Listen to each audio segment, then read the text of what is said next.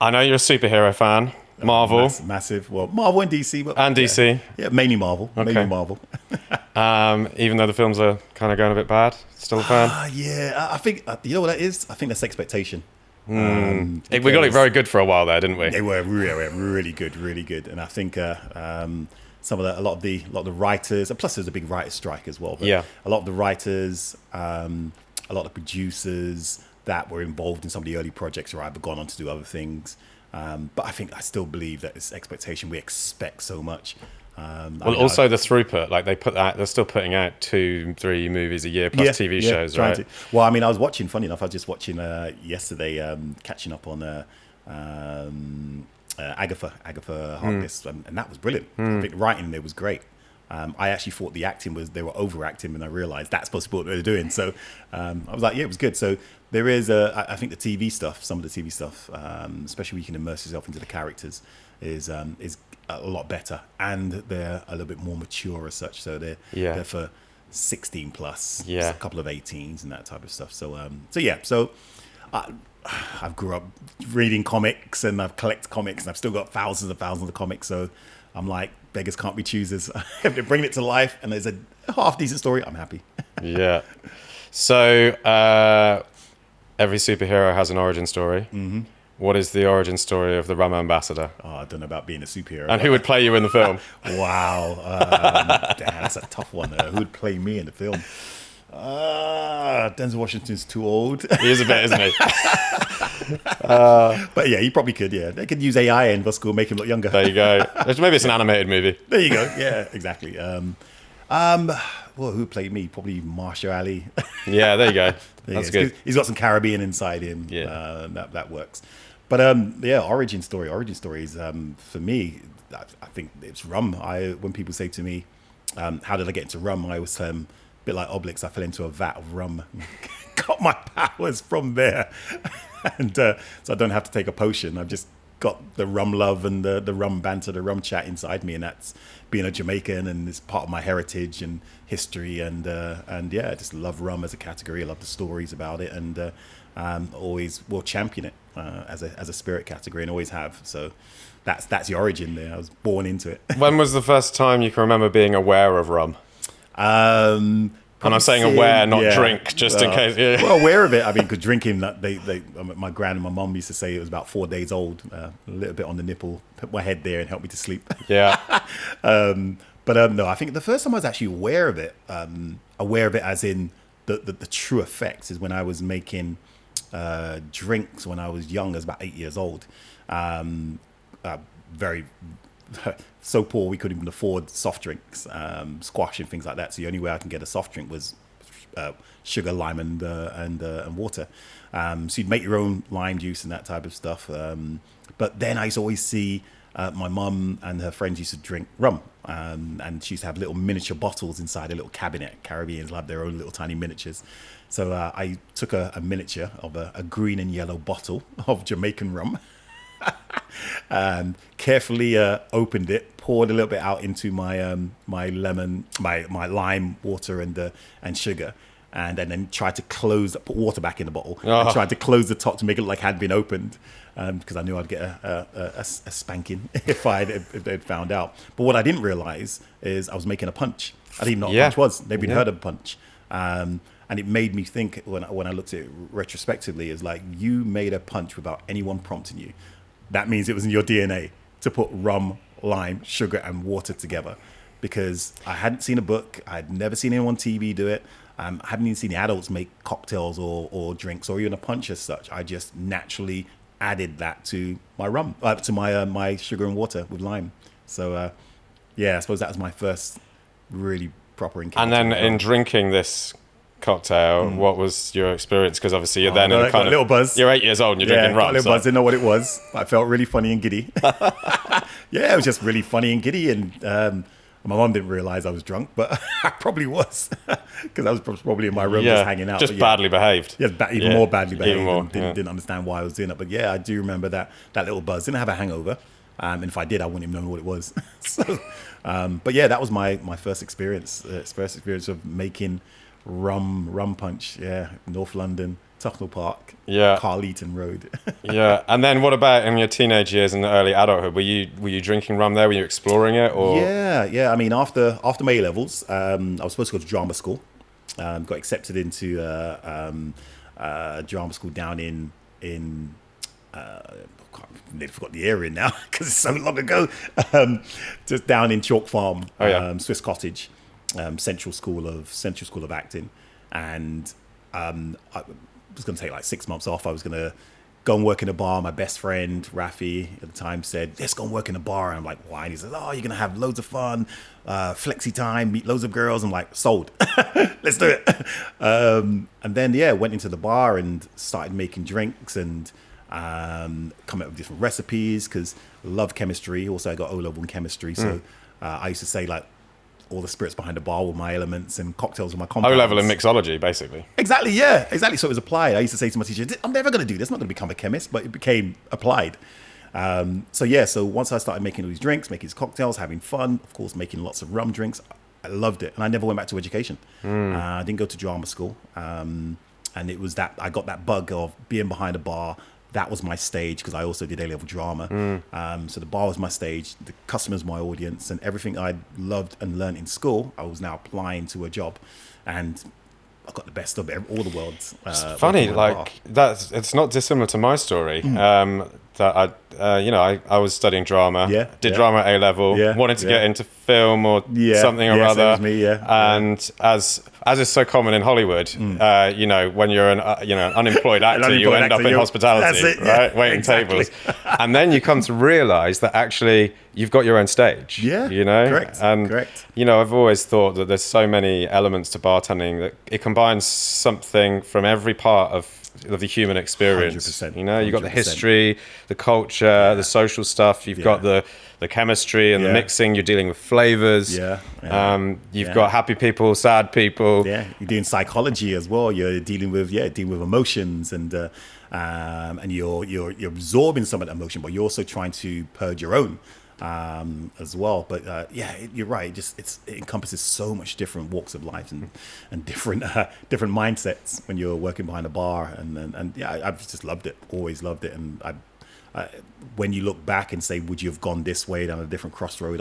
I would have stayed on the same path. And I've been very fortunate in my life for what I've done and what I've achieved.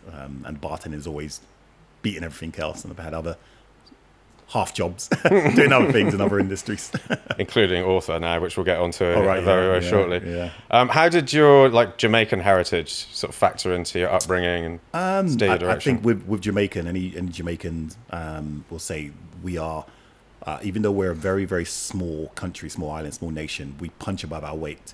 We actually have a saying called "Wiliko but witalewa," which means we're small but we punch above our weight, and it gives us that confidence to do anything we want.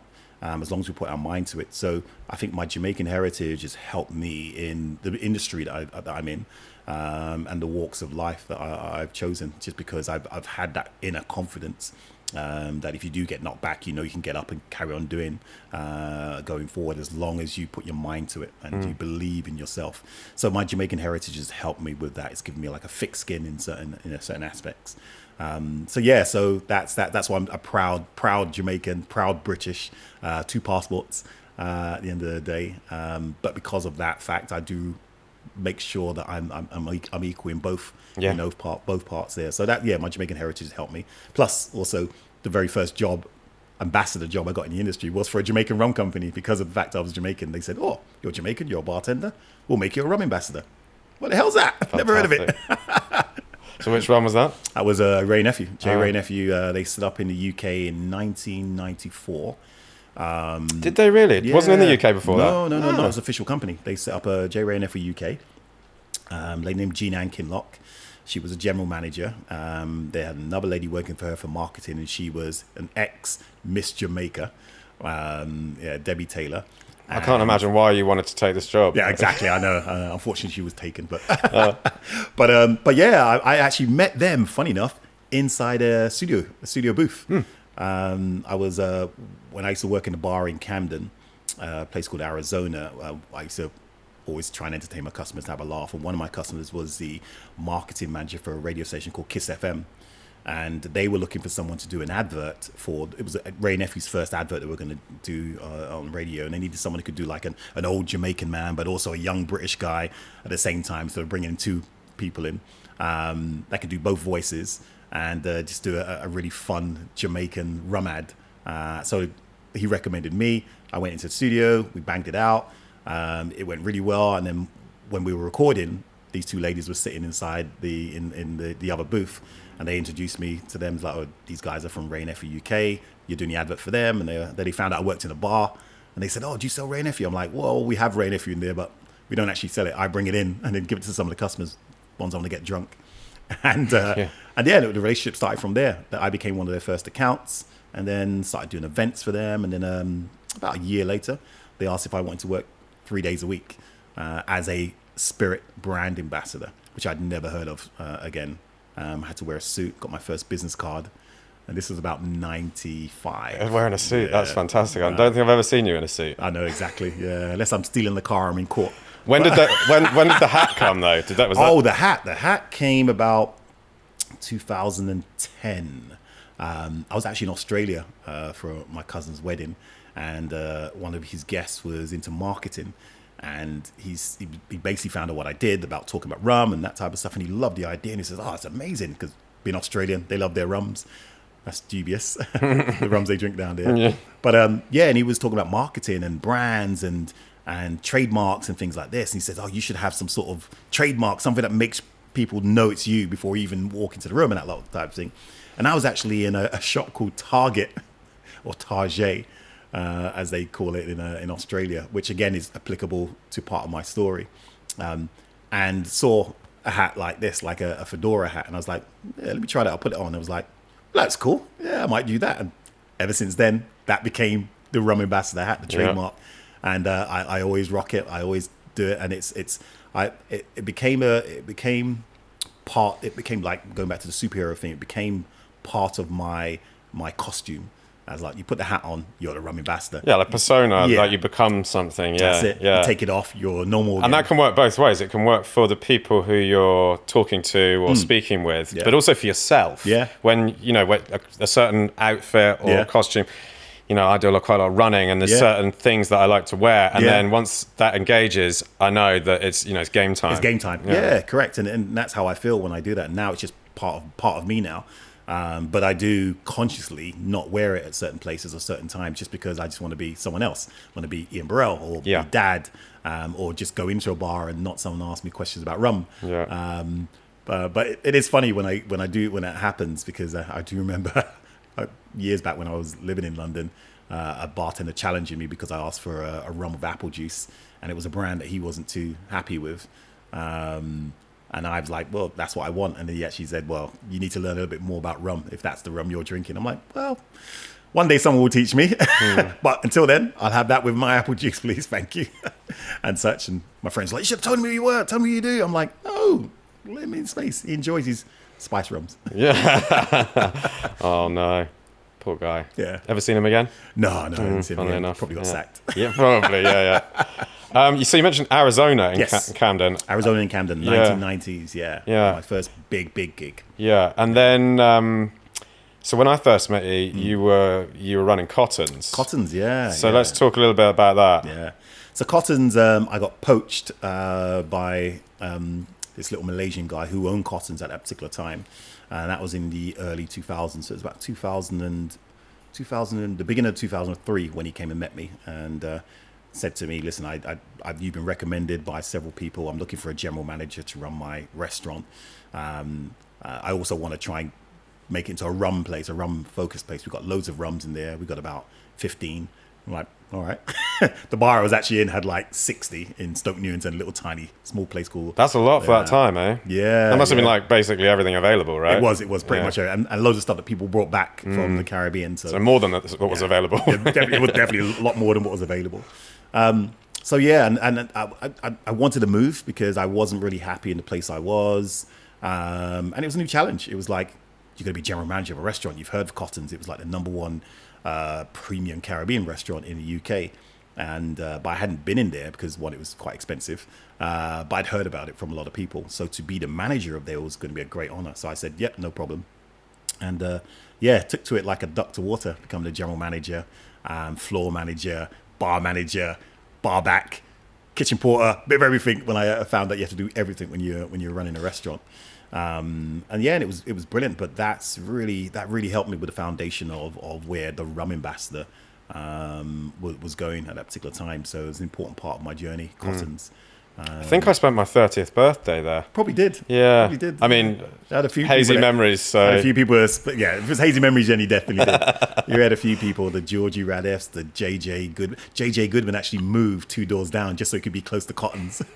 I was like, he was in there more than me. Yeah. I was like, what? That's savage. I know. Yes, but the great thing about Cottons, I loved about Cottons, was I wouldn't say we were under the radar, but we were never seen as one of those bars that ever won awards. Was never seen as like the mixology type place, or the bar or the place that was spoken about in Fee magazine or Class magazine and that type of stuff. But if you went to bartenders and said, "Where's your favorite place to go?"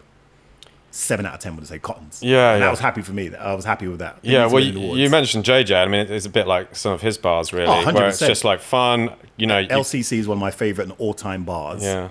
I go to anytime I'm in London, I got a bit of time and I'm near an LCC, I'll pop in there. And it's great because they have so many new bartenders in there. They don't know who you are. So just go in there for a nice 2-for-1, a little cheeky daiquiri and that type of stuff, and just reminisce and have fun. I love bars like that where you go there and if you can go into a bar and have a great time by yourself, then it's a great bar. That, for me. Yeah, that is a good standard, actually, to consider what a great bar is. Yeah. And they tend to employ bartenders that have got a certain energy and like slight wildness about them. Exactly. And they need that wildness, which you also understand why they burn out quickly and they move to other bars. So the turnovers can be quite high. Yeah. But still, because they are picking from a certain pool, you will get that consistency of madness that you need inside there to do it. I couldn't do it at my age. Maybe when I was first started for the industry, I could. But that's why I love those types of bars and that energy inside there. And and that's the reason why I wanted Cottons to be like that. Our bar area was really small, but I wanted that energy and that vibe.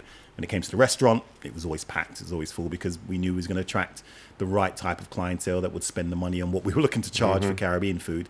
Plus, it helped that we had a lot of celebrities coming in there before social media really took off. So there's little evidence of it. Yeah, correct. Yeah, exactly. Yeah, we were at the right time. We were at the right time just before Facebook took off, and definitely before Instagram, definitely before Twitter and X, because some of the people that came in there were very, very big stars. Yeah, and you didn't want to see them. Well, there's plenty of them around North London, aren't there? That's the thing. So. Yeah, but a lot of flew in. Samuel Jackson was in there on a regular basis. He would big us up on TV, which was great. Really? Yeah, when they were doing the launch for Incredibles, when they were looking to book a restaurant down in the West End for their party, he was like, "Nope, I'm going to Cottons." Really? And he brought 30 people from Buena Vista.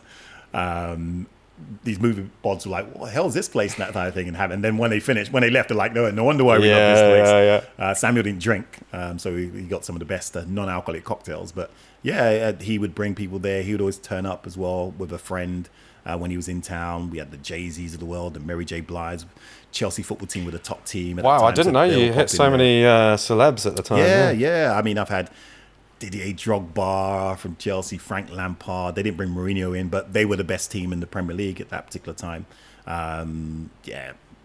Vincent Kompany, I remember putting him on a bad table because he was playing for City, and then then he complained, had to move to a better table.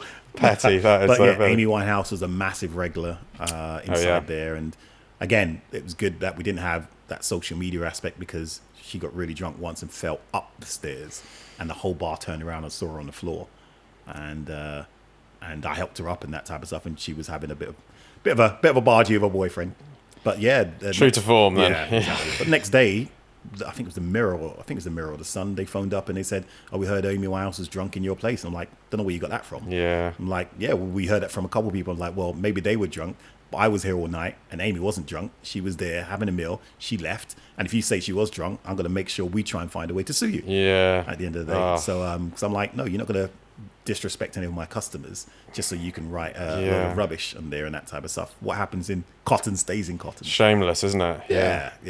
And she wasn't drunk. She just slipped. That was it. It happens to all of us at the best of times. Yeah, happens to me a lot. Yeah. Especially as you're getting older.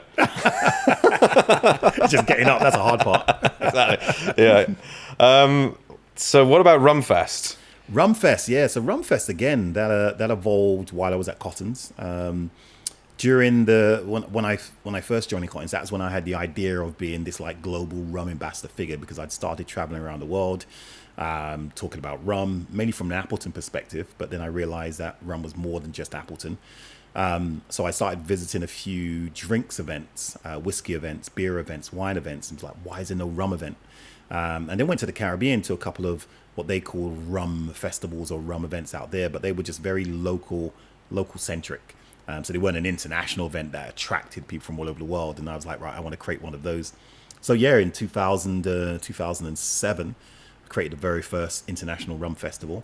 And I used Cotton's as the base to promote it. And we had the Cotton's restaurant at the Royal Horticultural Halls in Victoria, serving the food and that love. So it was very linked to Cotton's at that time. And our rum collection had gone from like 20 when I first started now to like 300 different rums from all over the world. And so Cotton's was an important part of me creating that base of RumFest. But I always knew that RumFest would be that vehicle to help promote the category of rum. Getting more trade to understand it, getting consumers to understand it. Very proud. It's probably my biggest achievement for me, creating RumFest, but not also doing that, influencing rum festivals all over the world. Very proud of that. But yeah, that's great. Celebrating 18 years this year. And how has it grown? Sort of, if we look at numbers from the start to today, how's it scaled? Well, it started off really small, went really big, and then we had to trim it back. Our very first event, I think we had 700 people, and was so happy that we had 700 people over 2 days, just because of the fact people had never heard of a rum fest. Drinks companies thought I was mad. Like, why was anyone going to go to a rum festival? Consumers loved it, and it started off, and then we got to a stage where we started off in Royal Horticultural Halls for 3 years, and we moved to Olympia. We got to like 5,000 people. Then we moved to Excel. Got to like 8,000 to 9,000 people, but with 8,500 to 9,000 people, you're getting more problems. You're getting drunkenness. Plus, the industry had evolved as well from when we started in 2007 to about 2011, 12, in the 6 years, very quickly, where people not only wanted brands not only want consumers to taste and sample their products, they also want them to understand the nuances of what rum was. It wasn't just about getting drunk and partying. So I remember, I think it was in 2013 or 14, at the second RumFest in Excel, I created a premium area where it was just what we call sipping rums. Yeah. And you paid a premium for it. You double the money. And the other area was just for parties. You get some tokens, you can party. And so some people enjoyed the premium areas, others enjoyed the party area, and then others complained. They were like, why can't I go in the premium area? So you can just upgrade your ticket. And some did and some didn't. But what it showed me was people were prepared to pay a premium to come to a rum festival, and plus it weaned out the louts. The louts. So I looked for a venue, which we're in now, still now. I think it's our 8th year in this venue, 8th or 9th year. Looked for a venue where it would be small enough but big enough to do just a premium event, and we kept our ticket prices at that double all other events of similar ilk. And the success, it's just got bigger and bigger. But then we could cap it. Like we've capped it this year and the previous year, where once tickets are sold, once we get to a certain level, a couple thousand people, bam, that's it. And that's curbed some of the bad behaviour, is it? Yeah. I mean, I can honestly say in the years we've had RumFest, especially the new expression, we've had maybe 2, maybe possibly 3 incidents. And even then, they were quelled quite quickly. But now you're dealing with thousands of people that are drinking. So to have that small amount, is great. Because as a lot of people, when they come to RumFest, we have a lot of regulars as well. They come to RumFest, they come in with a smile. They're coming there to learn. They're coming to enjoy. They're coming to socialize and party. They're bringing a family, their friends. My grandmother, God rest her soul, she used to come there every year, and she died 2 years ago, and she was 101.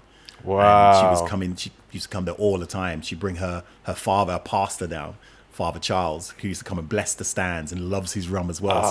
So people would see 2 preachers with their collars, and they're like, why are these guys dressed up? I'm like, no, they're real. They love rum, but they're real, and they come here to. So when you see that type of that vibe, and you see an older generations of people in their 60s, 70s, 80s enjoying themselves with rum, you're not going there to cause trouble. Sure. You're going there to have a laugh. So that's why we don't have trouble, as I knock wood. And it keeps that mindset of we're here to enjoy the culture, learn about rum from all over the world, have a little bit of music at the end. We have like our carnival hour at the end to ship people down the road so they can leave orderly. So we've done. I think we've done a great job in setting the tone for our rum festival, and it's not about coming there and getting drunk. It's about coming there and feeling good. So you've adjusted it to sort of reflect the changing attitude towards rum. Massively, yeah. So let's sort of focus on that a little bit. How has the rum category changed in the last 20 years? It's definitely a lot more knowledge and thought behind rum now. It's not just like pushing out something that's white, gold, and dark, or a spice variant, which is what it was for so many years. Now people are looking at provenance. They're looking at age claims. They're looking at quality. They're looking at the package, looking at who makes it, where it's made. We're seeing countries that are not really known for rum, although they do have a history of rum, but not known for rum, now getting back into the game, making rums, and talking about their region. You've seen spice rums growing now. A lot of people used to say to me years ago, rum is growing and rum is the new gin, when gin had that boom. I'm like, no, rum's not the new gin. Spice rum is the new gin.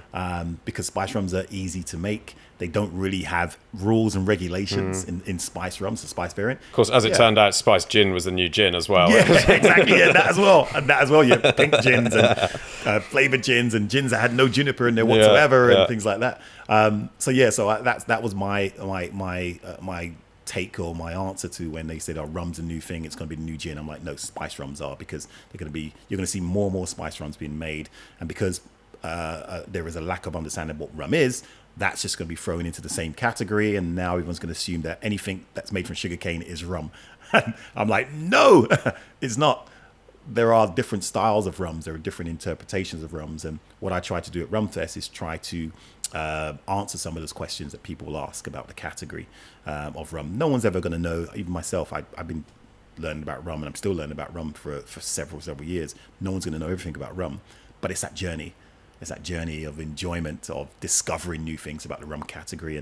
And so RumFest has echoed the industry. People are journeying within the rum category and learning new things about rum all the time. And if you enjoy that journey, then you'll enjoy the category. Whether you go down the spice rum route, or you're the premium, super premium, cask strength, geeky site route, or you're in that you're exploring new different styles of rums that have different types of finishes and different types of casks and made in areas where you never thought made rums. That journey is just rewarding for a lot of people that are into that type of experience, especially that rum experience. And how do you think this change has happened? Do you think it's come from consumer demand for more variety, or is it more from the production side, producers pushing new products? Yeah, I think it's a bit of both. I think it's a bit of both. The demand's there. Social media has massively helped, because you can get information out to a wider audience. You can be a small little tiny boutique rum maker, and you can have your market and your audience in 50 different other countries besides your own, sometimes not even in your own, just because of the fact that there are so many festivals now out there, so you can sample and taste. There are more people that are learning more about rum because of what they see in some of these forums that are out there, and they want to try. They want to try an experiment. So you have the consumers making products for that demanding audience. Producers making for that demanding audience. But then you have consumers that want to be like, that person. That person's drinking that, or that person's tasting this, or they see somebody post something online and says, that sounds interesting, I want to try that. So it's a bit of both, the producers and the consumers. Producers are making stuff for their target audience, and then the target audience are demanding certain things, and the producers are like, okay, we'll make that. That's great until you try to cut corners.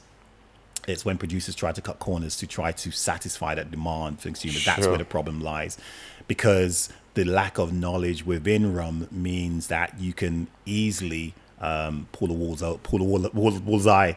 What was it saying? Pull the wool over their eyes. Pull the wool over their eyes of the consumers, just because there aren't enough people calling them out, calling some of these brands out. And then you're sort of talking about additives and additives of sugar, and the thing is, additives and sugar, not a problem, as long as you're transparent about it. Yeah. As long as if I drink Coca-Cola, they don't lie about what's inside. No. I know it's bad, the stuff in there. But if I'm mixing it with a rum and coconut, I know it's bad. Yeah. And they're trying to say... It tastes good though, right? It tastes good, yeah. I'm not saying it's healthy. Every now and again, you might see me do a takeaway, a fried chicken takeaway or something like that. I treat myself as such.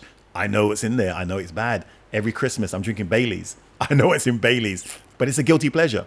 No one's they're not trying to tell me, oh, this is all natural and this is healthy, or this is certain amount of years old and that type. We've aged this chicken and it's all organic and the breadcrumbs and that. No, they're not telling me about that. They're basically saying, listen, you're going to enjoy the taste of it.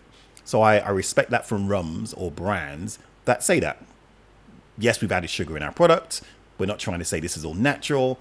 It's when people try to con their customers. That's when there's a problem. They're the ones that need to be called out as such, because people don't like to be duped, and they want to get their money worth as well. So money at this time, we're living in a time where it's hard to make our pounds and our dollars stretch. Yeah, so, I mean, it's not just about people getting duped either, is it? It's also about consumers who are buying a product that's maybe a bit different to what they think it is, as in like all natural, and then shapes their perspective of the entire category. And of course, it's not the correct 100%. So, and it works both ways. So, let's say, for example, you have a rum from, let's say, Barbados. We were talking about Barbados earlier. You have a rum from Barbados that someone drinks and they find it incredibly sweet, and they find it incredibly sweet because sugar's been added to the actual rum as such, which can and legally can be done here in Europe. You're allowed to add 20 grams of sugar into your rum. So they drink that and they drink a few more of those and they start finding it really cloyingly sweet, because maybe they were used to drinking scotch, which you're not allowed to add sugar to, or they're used to drinking bourbon, which was naturally sweet from the American oak. So that's the type of spirits they're used to drinking, because they've heard so much about these rums and this rum from Barbados. And they try this first rum because Barbados doesn't have a GI, it doesn't have an appellation, it doesn't have rules or regulations that is adhered to in Europe or America to define what a Barbados rum is. That's going to be their impression of Barbados rum, and they may say, oh, I'm never going to do that again. Just the same way as maybe when we grew up and we got totally wasted on maybe on Jack Daniels or Navy rum. We're like, or tequila. Oh, I'm never drinking tequila again. I'm never drinking Navy rum again. Never drinking Jack Daniels again. We form those prejudices against a particular spirit category if we're not informed as such. So that leads on to another conversation about protection for various areas. But you're right. If someone tries something that they believe is the stereotype or the archetype of that particular product, they will now formulate that opinion that's what it represents, and that's wrong. So it does a disservice to other producers of that particular nation's rum or the rum category as a whole. The rum category as a whole. I always say I prefer being a proud Jamaican and biased when I'm speaking to other rum people about their brands. Although Barbados makes some great rums, Jamaica's the best. Because I'm Jamaican. But if someone says to me, oh, I don't like Jamaica rum because it's really funky and heavy and that, I like when they say that, because now they're formulating an opinion about Jamaica rum. They still need to learn that there are different types of Jamaican rum. I equate that to someone saying, oh, I don't like Scotch, it's too peaty and smoky. I'm like, maybe that might be that one region. Not all of it. Not all of it is. Explore a little bit more of that, but at least they are prejudging the right things. Yeah, sure. That is a characteristic of some Jamaican rum. Yeah, as a characteristic of Scotch whiskey, but not all Scotch whiskey. You need to learn a bit more and try a bit more and delve into the category. That for me, it's fine. But if it's the negatives, as in, oh, I don't drink that whole spirit category because it's all got sugar inside there, it's all got additives and vanilla, and I'm like, well, maybe the product you had didn't actually say rum on the label. If you look carefully, it probably doesn't. Probably got pirate on there. It's a spirit drink. Quite possibly, yeah. So this is one of rum's problems that it's facing at the moment, is kind of an identity crisis because there isn't sufficient legislation in place to protect. There are quite a lot of GIs, There's a lot of GIs. There is legislation in the country of origin. Yeah. but not in the country where it's sold or the area where it's sold. Yeah, and primarily, I guess the sort of biggest contention here is the EU and America. Sure. Massively. They're the two biggest. Yeah. The EU and the TTB, the government of America. TTB in America, definitely, if you look at the standards of identity of rum in America, compared to the standards of identity for whiskey, it's a joke. It's basically, they say you have to be made from sugarcane. You're allowed 2% of obscuration inside there, which basically is like, which means anything, anything, and just if it's sufficiently concentrated enough. Exactly, right? And then the other thing as well is they don't respect any of the rules or the art form of making that particular cane spirit or rum in any country besides Brazil. That's the only one in Brazil had to fight for that. So that's the only cane spirit that has some form of definition or standard of identity in America. All other cane spirits are thrown into one category. Yeah. Now, you look at whiskey, they start off by saying the same thing. It has to be distilled to less than 90, I think it's 190 proof, made from grain. But then it says Scotch whiskey, see Scotland. Irish whiskey, see Ireland. Indian whiskey's not on there, but they actually say that we define Scotch whiskey. We let the Scottish people tell us what Scotch whiskey is, and that is our definition of Scotch whiskey. We say the Irish tell us what Irish whiskey is. That is our definition for Irish whiskey. They never go to Jamaica and say, tell us what Jamaica rum is. How are we going to find that? They don't even do that to their own territories, Puerto Rico, or even Dominican Republic, which is not their territory or close by. They don't go to any of the countries that have their own sets of parameters of what they define as their rum. That is not adhered to in America. So I can produce... Jamaica has strict rules of what Jamaica rum is to Jamaicans in Jamaica. I can go to America, I can buy Jamaica rum, add a bit of American rum in it, call it Jamaican, give it a green, black, and gold label. Let me write that one down. Yeah, look, this is an actual brand. Is it? It's an actual, yeah. Oh, no way. I'm saying it as a joke, but it's an actual brand. Oh, no. Call it Jamaican, do it at 63% ABV or 126 proof, and then sell it. And I have no one can sue me, no one can come after me because I am not taking the piss out of a protected style of rum, like it is in Jamaica. So this is the limitation, the GI. It's purely a geographical. It's purely geographical. Martinique would be an exception. Here you go. Martinique in Europe is an exception for Europe, but in America it's not. It's not. That's the reason why you're the AOC only accounts in Europe. Correct. Yeah. So it's still the Department of France. It's still part of France. So I think the only reason why Martinique still has that strict rules and regulations respected in Europe because technically it is part of Europe. Yes. That's the only reason why. Same as Guadeloupe, it's still part of Europe. Yeah. Same as French Guyana. Same as Reunion. Yeah. The only other areas that are allowed to use the word agricole, for example, is departments of Portugal, which is only Madeira. So they're allowed to. But all of those rules, those regulations and the appellations mean nothing when they go to America. Mean nothing whatsoever because there's no trade agreement there as such. So I did speak to a friend of mine who was on the board for Brazil when they were trying to get cachaça legislated in America. And one of the conversations that came about it was, well, you know what? We're just going to allow whiskey from other countries into Brazil and call it bourbon. Just because of the fact we drink a lot of bourbon here. Yeah, the bourbon industry, like, really? Yeah. No, you better sign that paper of government and get these, recognize cachaça as it is. And they actually had to blackmail what's called the whiskey industry in America to actually get cachaça recognized as an official spirit. So their taxes they pay for cachaça is different from rum. Right. The only thing they have to do is because of American rules, they have to bottle at 40% ABV, where in Brazil you're allowed to get away with 38. So, yeah, that's the biggest thing. So when rum is made in so many different countries around the world, I would argue maybe even a lot more than say whiskey is, and recognized by the region, the style of rum, like Australian rum, Indian rum, Jamaican rum, recognized by the country of origin in connection with that rum. It is a minefield for consumers to define what that is. What is the difference between a Jamaican rum and a Barbados rum? What is the difference between an Indonesian rum and an Indian rum? It's a minefield for consumers, and no one's ever going to have the answer for that. But each individual, if they want to discover and learn more about the category, they will do that. They will get tools like this or your book, and they'll immerse themselves into discovering it themselves. But again, it's a slow process because rum has been so popular for so long over the years. It's just pale. It just fallen into insignificance when it comes to defining what a style of rum is, which is why you have people trying to create categories and classifications because they're frustrated about how rum is perceived. Yeah, it's diversity in both flavour and production and geography. Is sort of its greatest strength, but also its biggest weakness. Biggest weakness as well. Yeah, I think one of the ways as well is I've had a few conversations with a few rum producers in regards to this. Is rum shouldn't be the overall arching category like you have whiskey. Yes, because you have whiskey. And then from there you have Scotch, Irish, and then even the Japanese have only just recently got the defining definitions. And Indian whiskey, there is a definition of Indian whiskey. You're allowed to use a certain amount of foreign products, of foreign-made liquor as they call it, and you're allowed to have a certain quota of local products inside there to call yourself a whiskey out there. But with rum, if it was sugarcane spirit.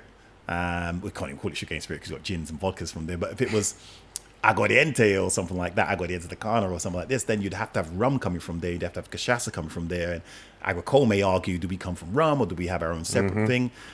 Before you even start getting into the different countries. Yeah. So it's hard to categorize. Yeah. I mean, I don't know how the wine industry does it, because it's similar to rum in a way, in that wine is obviously pretty indescript in terms of what you're going to drink. Yeah, because you can't just call it red wine, white wine. Yeah, exactly. What does that mean? And you've got all these different producing countries, some of them with long histories, like we see in the Caribbean. But I don't know. I'm not sure what legislation there is protecting, let's say French wine. I mean, certainly there's, AOCs and GIs and that kind of thing. But as for the production methods, and additives and all that kind of stuff, I don't know. I don't know if you know. I think I don't, and I think you've hit the nail on the button there. I think rum is closer when it comes to trying to understand and define what rum is. It's closer to wine than it is other spirits. Yeah. Just because of that fact, wine is made in so many different places. You're right, different production methods and different additives and things like that are allowed and not allowed and that type of stuff. And when I do, I gravitate towards, when I do white wine, I always gravitate to New World. I love Australia and New Zealand. I love a Riesling inside me there. too. And but then someone gave me a Riesling the other day because they knew I love Riesling. I was like, oh, what is this crap? And it was German. Oh, really? Was it sweet? It was sweet. And it tasted like quite low ABV probably as well. No, that's what I'd see. I don't like them too sweet. Yeah, unless it's dry. I don't know. Like if it's super cold, and then it can be all right as a sort of little afternoon refreshing drink. Yeah. But I like that kind of paraffin petrol thing. Oh, you do? Yeah. Oh, I'm not a big fan of that. Yeah, I love it. I'm not a big fan of that. I'm like, oh. Yeah. But because that reminds me of a Coroni rum. Or a Caroni, and I don't like those industrial kind of tasting. I'm not a Caroni fan. I'm not a massive fan. No. I know they're getting better because of. Well, so it'll save you some money. Exactly. But I appreciate them. I appreciate them, understand them, and that type of stuff. And I feel I respect them a lot more because I don't like them, but because I do appreciate them. Like a good Isla whiskey. I appreciate it, but hell no. If it smells like bonfire, I don't want to drink that. Yeah, I can understand that. But then, if it's bonfire night, it's a great whiskey, I'll do a rum. Of course you will. I'll do a Guyanese. I'll do a Guyanese. It's got some nice smoky rum inside. That'll go well on bonfire night as well. I'll do a Guyanese or a nice Hamden. Like apple bobbing kind of. Yep. Oh, yeah. We'll get back to the show shortly, but first I wanted to give a shout out to our sponsor, Fever-Tree. I have been using Fever-Tree since 2006 when I opened the bar at Jamie Oliver's 15 restaurant in Cornwall, and right through to present day where we still use Fever-Tree at Blackrock in East London. As a maker of drinks myself, I take very seriously the outsourcing of the sourcing of ingredients. But Fever-Tree are the brand that told us that if 3/4 of your drink is your mixer, you had damn well better pick the best one. Or words to that effect. Right now, it's Fever-Tree Ginger Ale that I'm reaching for. Right now, it's Fever-Tree Ginger Ale that I am reaching for. Right now, it's Fever-Tree Ginger Ale that I am reaching for, which is the perfect foil to whiskey in a whiskey highball. A good ginger ale extends a whiskey out. It dumbs down the alcohol a little bit without muting the flavour of the scotch itself. Fever-Tree know this, which is why they source their gingers from 3 distinct producing countries: India, the Ivory Coast, and Nigeria. Like blending whiskey, each ginger brings something to the table, combining together to offer aromatic intensity, a nice calm spice, and a long depth of finish. To learn more about Fever Tree, check out the links in the show notes. But now, let's get back to the show. Speaking of Coroni, I'm hearing on the grapevine that the Renegade Rum Distillery in Grenada, might be being purchased by Velier, Luca Gargano. I'm hoping so. Fingers crossed. Do you have any intel on this? Trying to get information out of Luca sometimes is like trying to get blood out of a stone. I think he's sniffing around. For me, he would be the best buyer. He'll be the best buyer. I call Luca the godfather of rum, just because he was there when no one no one from Europe respected rum in the way that they're respecting it now. He foresaw all of this. He was the first to buy up all the Caroni and leave it in Guyana so it stays tropically aged.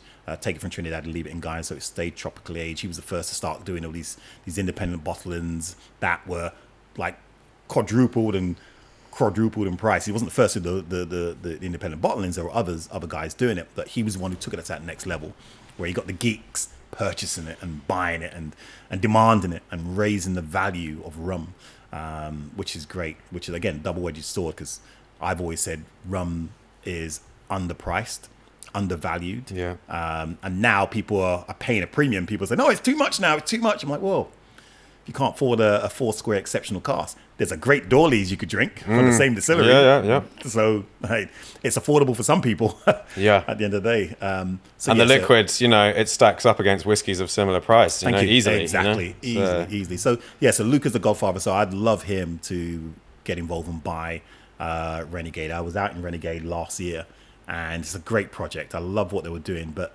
I just think because of the industry we're in, because of social media, people want to run before they can walk. People don't have as much patience as we used to have before. People want to run before they can walk. Yes, they want to run before they. Yeah, exactly. They want to run before they can walk. And so with a project like the Renegade, for it to have done justice, it was still 20 years down the line. Yeah.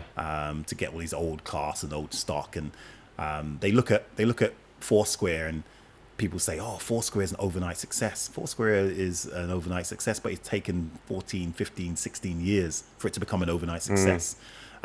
So for you to have a great story and great liquid and all these different types of variety of sugarcane and distill that in great pot stills and put those in casks and then try and sell those for a massive premium without a name or reputation and then expecting a big return, and that's not going to happen. Yeah. Not going to happen. You need to build up your name and that type of stuff. So they should have been realistic. It's all about cane juice rum, unaged, selling at a decent price, but not the massive premium price they were trying to go for, and build up your stock, build up your name, build up your reputation, and start reaping the benefits. But yeah, that's going to be 8 to 10 years. A good 8-year-old would have been the first way they could have really started. That would have been my pearls of wisdom if they had hired me as a consultant, but they didn't. And they regret it, I'm sure. And then they sold the idea to investors who didn't know much about rum, and they're like, "Oh, we're going to make loads of money selling casks because rum's like whiskey." Yeah. Whiskey. So if Luca gets in there, Luca's not going to go in there thinking, "Yeah, I'm going to make loads of money." Luca doesn't need the money. Luca's going there to create a legacy and to create a delicious rum. And create a delicious rum. Yeah. So he's got time on his side when it comes to doing projects like that. Since we're on Grenada, we've got to talk about Rivers, which is just one of the coolest distilleries in the world. It is. Again, Luca convinced, I don't know how he did it. He does that, convinced the guys to sell him Rivers so he can bring that to Europe, as opposed to people bringing it in their suitcases from Grenada. But Rivers is probably my second favorite distillery to go and visit if you're looking to go back in time. I just love it. And what would be the other? Diamond? Oh, Diamond, by far. Yeah, Diamond by far. It's like... It's a museum. It's a museum. It's a living museum. Diamond, Rivers, because, again, you got the whole historical river there, the mill and the distillery. You got the old stills with the flames and that type of stuff. It is like you're going back in time, like they did it back in the days. Well, it's like the incredible thing about Rivers is that it's the last surviving one. Yeah, and those distilleries were everywhere, all across the Caribbean. Sugar mills attached to distilleries, and then of course it all got consolidated and shut down. And you end up with mostly sort of one distillery on most of those islands. And you use what you have. This is about the saying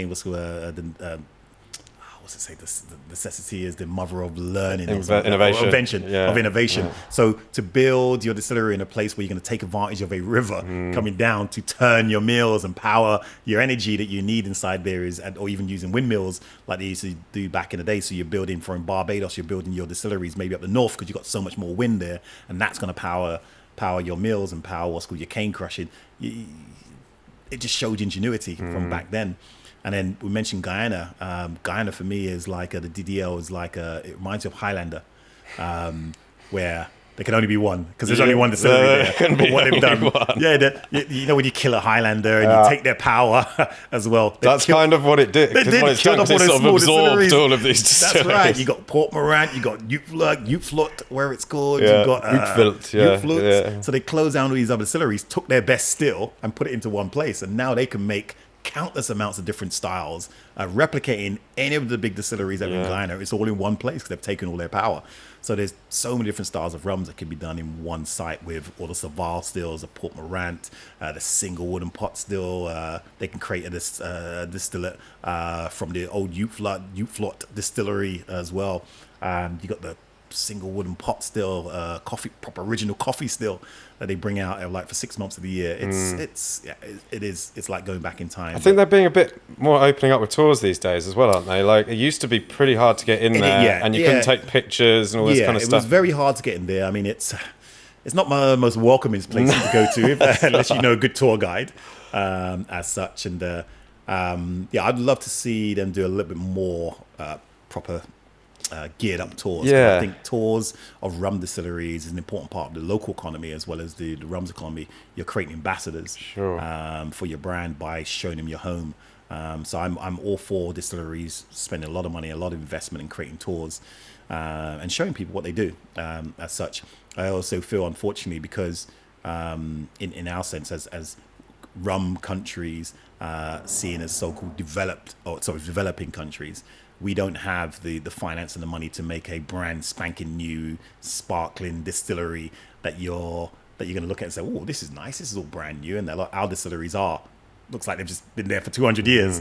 And you are going to see lots of stuff in like, oh, that looks a bit, health and safety, or is it that clean and that type of stuff? No, you get the vibe. This is what it's about. That's all it needs, though. Like as an experience, you go there. You don't need a visitors centre and like a 5-course meal and a rum pairing. Exactly. You want to meet the people that make it. You want to experience the culture around it because for me that's the fun of visiting distilleries and countries is you get spirits are always a sort of product of their place. There's something of the people. That ends up in that. And I feel the biggest one of the biggest mistakes that happens in some of the distilleries is they don't play to their audience. You got two types of tourists that will come to the distillery. You get a tourist like myself and you that are geeky, that love going in, immerse themselves into the culture and the history. We don't mind seeing it. We can go to Hampden and we relish seeing those dunder pits. We know it's in there, and that's what it's about. Yeah, it's not somewhere to take your girlfriend. We know that. But then you have the Disney World type of tourists that are on holiday. They've got a little flyer in their hotel lobby. Come and visit the distillery, and they want to see the Disney World. You can have two types of visitors, or have a visitor center made for the Disney World, and then you have the geeky type tours. So you have to play to your audience because I'm not going to have someone who's been to say the Bacardi distillery, and they do a great tour there, but it is very, very Disney World. Come down to Hampden and then look at Hampden and say, oh my God, is this what Jamaica rum's all about? Oh, I'll never come here again. I'll never drink that because sack the cleaner. Yeah, exactly. Because that's not what it's about. That's not what it's about. It's about playing to your audience. So you have the two types of rum distillery audience, and if you understand that as a rum company, you'll do well. So, is there any other way beyond the people and the culture that terroir plays into rum, do you think? I mean, I've not got my finger on the pulse of this, but is anyone talking much about terroir of the cane itself? Yeah, 100%. Well, we mentioned Grenada with the Renegade. They worked with 12 different plots of land, 10 different farmers. They own 2 themselves, but they have 10 different farmers who grew different types of cane. So they were making like mono variety types of rum from each cane. Mount Gay are doing that and invested a lot of money in doing that there. So they bought up a lot of land, or reclaimed a lot of land that used to be owned by Mount Gay, and they're growing different types of sugarcane inside each area, each parcel. With the intention of making cane juice rum or molasses cane juice rum? Cane juice rum and molasses rum, both.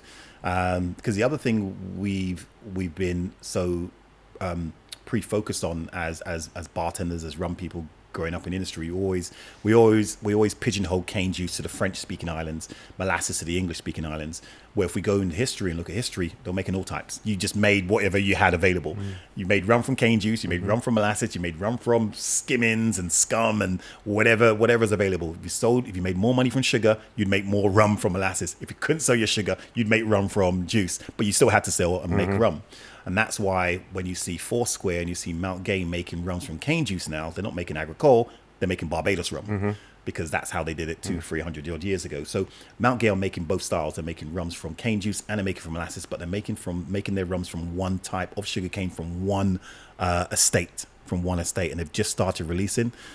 Trudy Ann's over in London here for RumFest, and she's going to do their number 2 single estate rum. They did the first one last year, delicious. They're launching the second one again this year. But yeah, you will be able to taste the slight nuances of the terroir. Now, terroir is either a misused or overused word when it comes to spirits, and some people say. But I think what we forget when we talk about terroir is the know-how.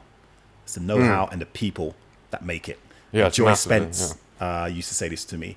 And she was like, you could take a Jamaican out of Jamaica and take them into France and try and make a Jamaican rum and that type of stuff. And they'll do a good job, but they need to be in Jamaica making it to get in that Jamaican vibe and the yeast in the air and that attaches itself to sugar cane, whether you turn that into molasses or doing cane juice, the way the barrels age and that type of stuff. This is all parts of what makes a Jamaica rum, or a Barbados rum.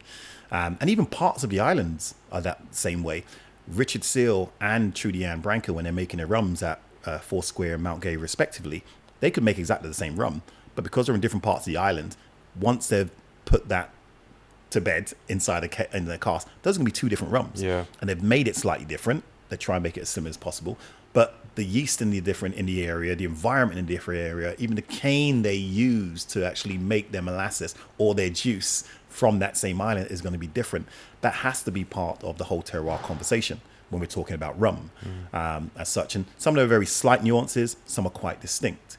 But again, it promotes conversation, it promotes nobility, and it promotes that conversation where we want when we're sitting down having a glass of rum and say, oh, that's from this distillery in this island, or that's from that sugarcane and made by that particular person. That, for me, just increases the nobility of rum. Yeah, and I think there's something in the blending and the shaping of the spirit character as well.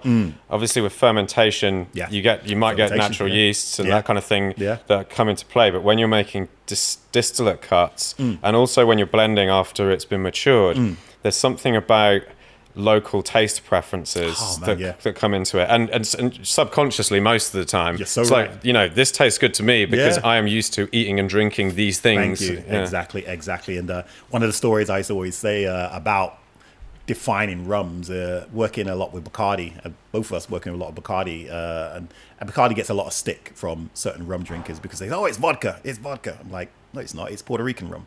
Like, yeah, but it's vodka. I'm like, no, it's not. I can give you a glass of vodka. I can give you a cheap vodka or an expensive vodka. I can give you a glass of Bacardi. If I said to you, I'll give you £100 if you can pick the difference, you'd pick the difference just on nosing, just by tasting. So you know it's not vodka. Yeah, if you compare it to a Jamaican rum, you might say it's vodka-like. Yes. But that's the difference. It's a Puerto Rican rum. Off the back of a Hampden, it's going to be a bit light. Exactly. It's a Puerto Rican rum. It's not a Jamaican rum. Yeah. I mean, I'm not going to expect my Irish whiskey to taste like a Scotch. Yeah. Definitely not, because I love Irish whiskey. So you have to put it in context. Now, when Jose Gomez from Bacardi is making his Bacardi, and he's doing his tasting his aguardientes and his redistillados and he's blending and that type of stuff. He's doing it from 30, 40 years of experience of tasting and drinking Puerto Rican rum. He's not doing it from a Jamaican rum perspective, because he's like, well, what is that aguardiente? What is that pitoro, as they might call it in Puerto Rico, that firewater? No. But again, if I'm giving what's called Vivian from what's called Hampden and then say, yeah, try these couple of Bacardis and that lot, he's like, oh, what is it? Where is it? Where is it? It's not there. This is water. Throw it away. Dash it away.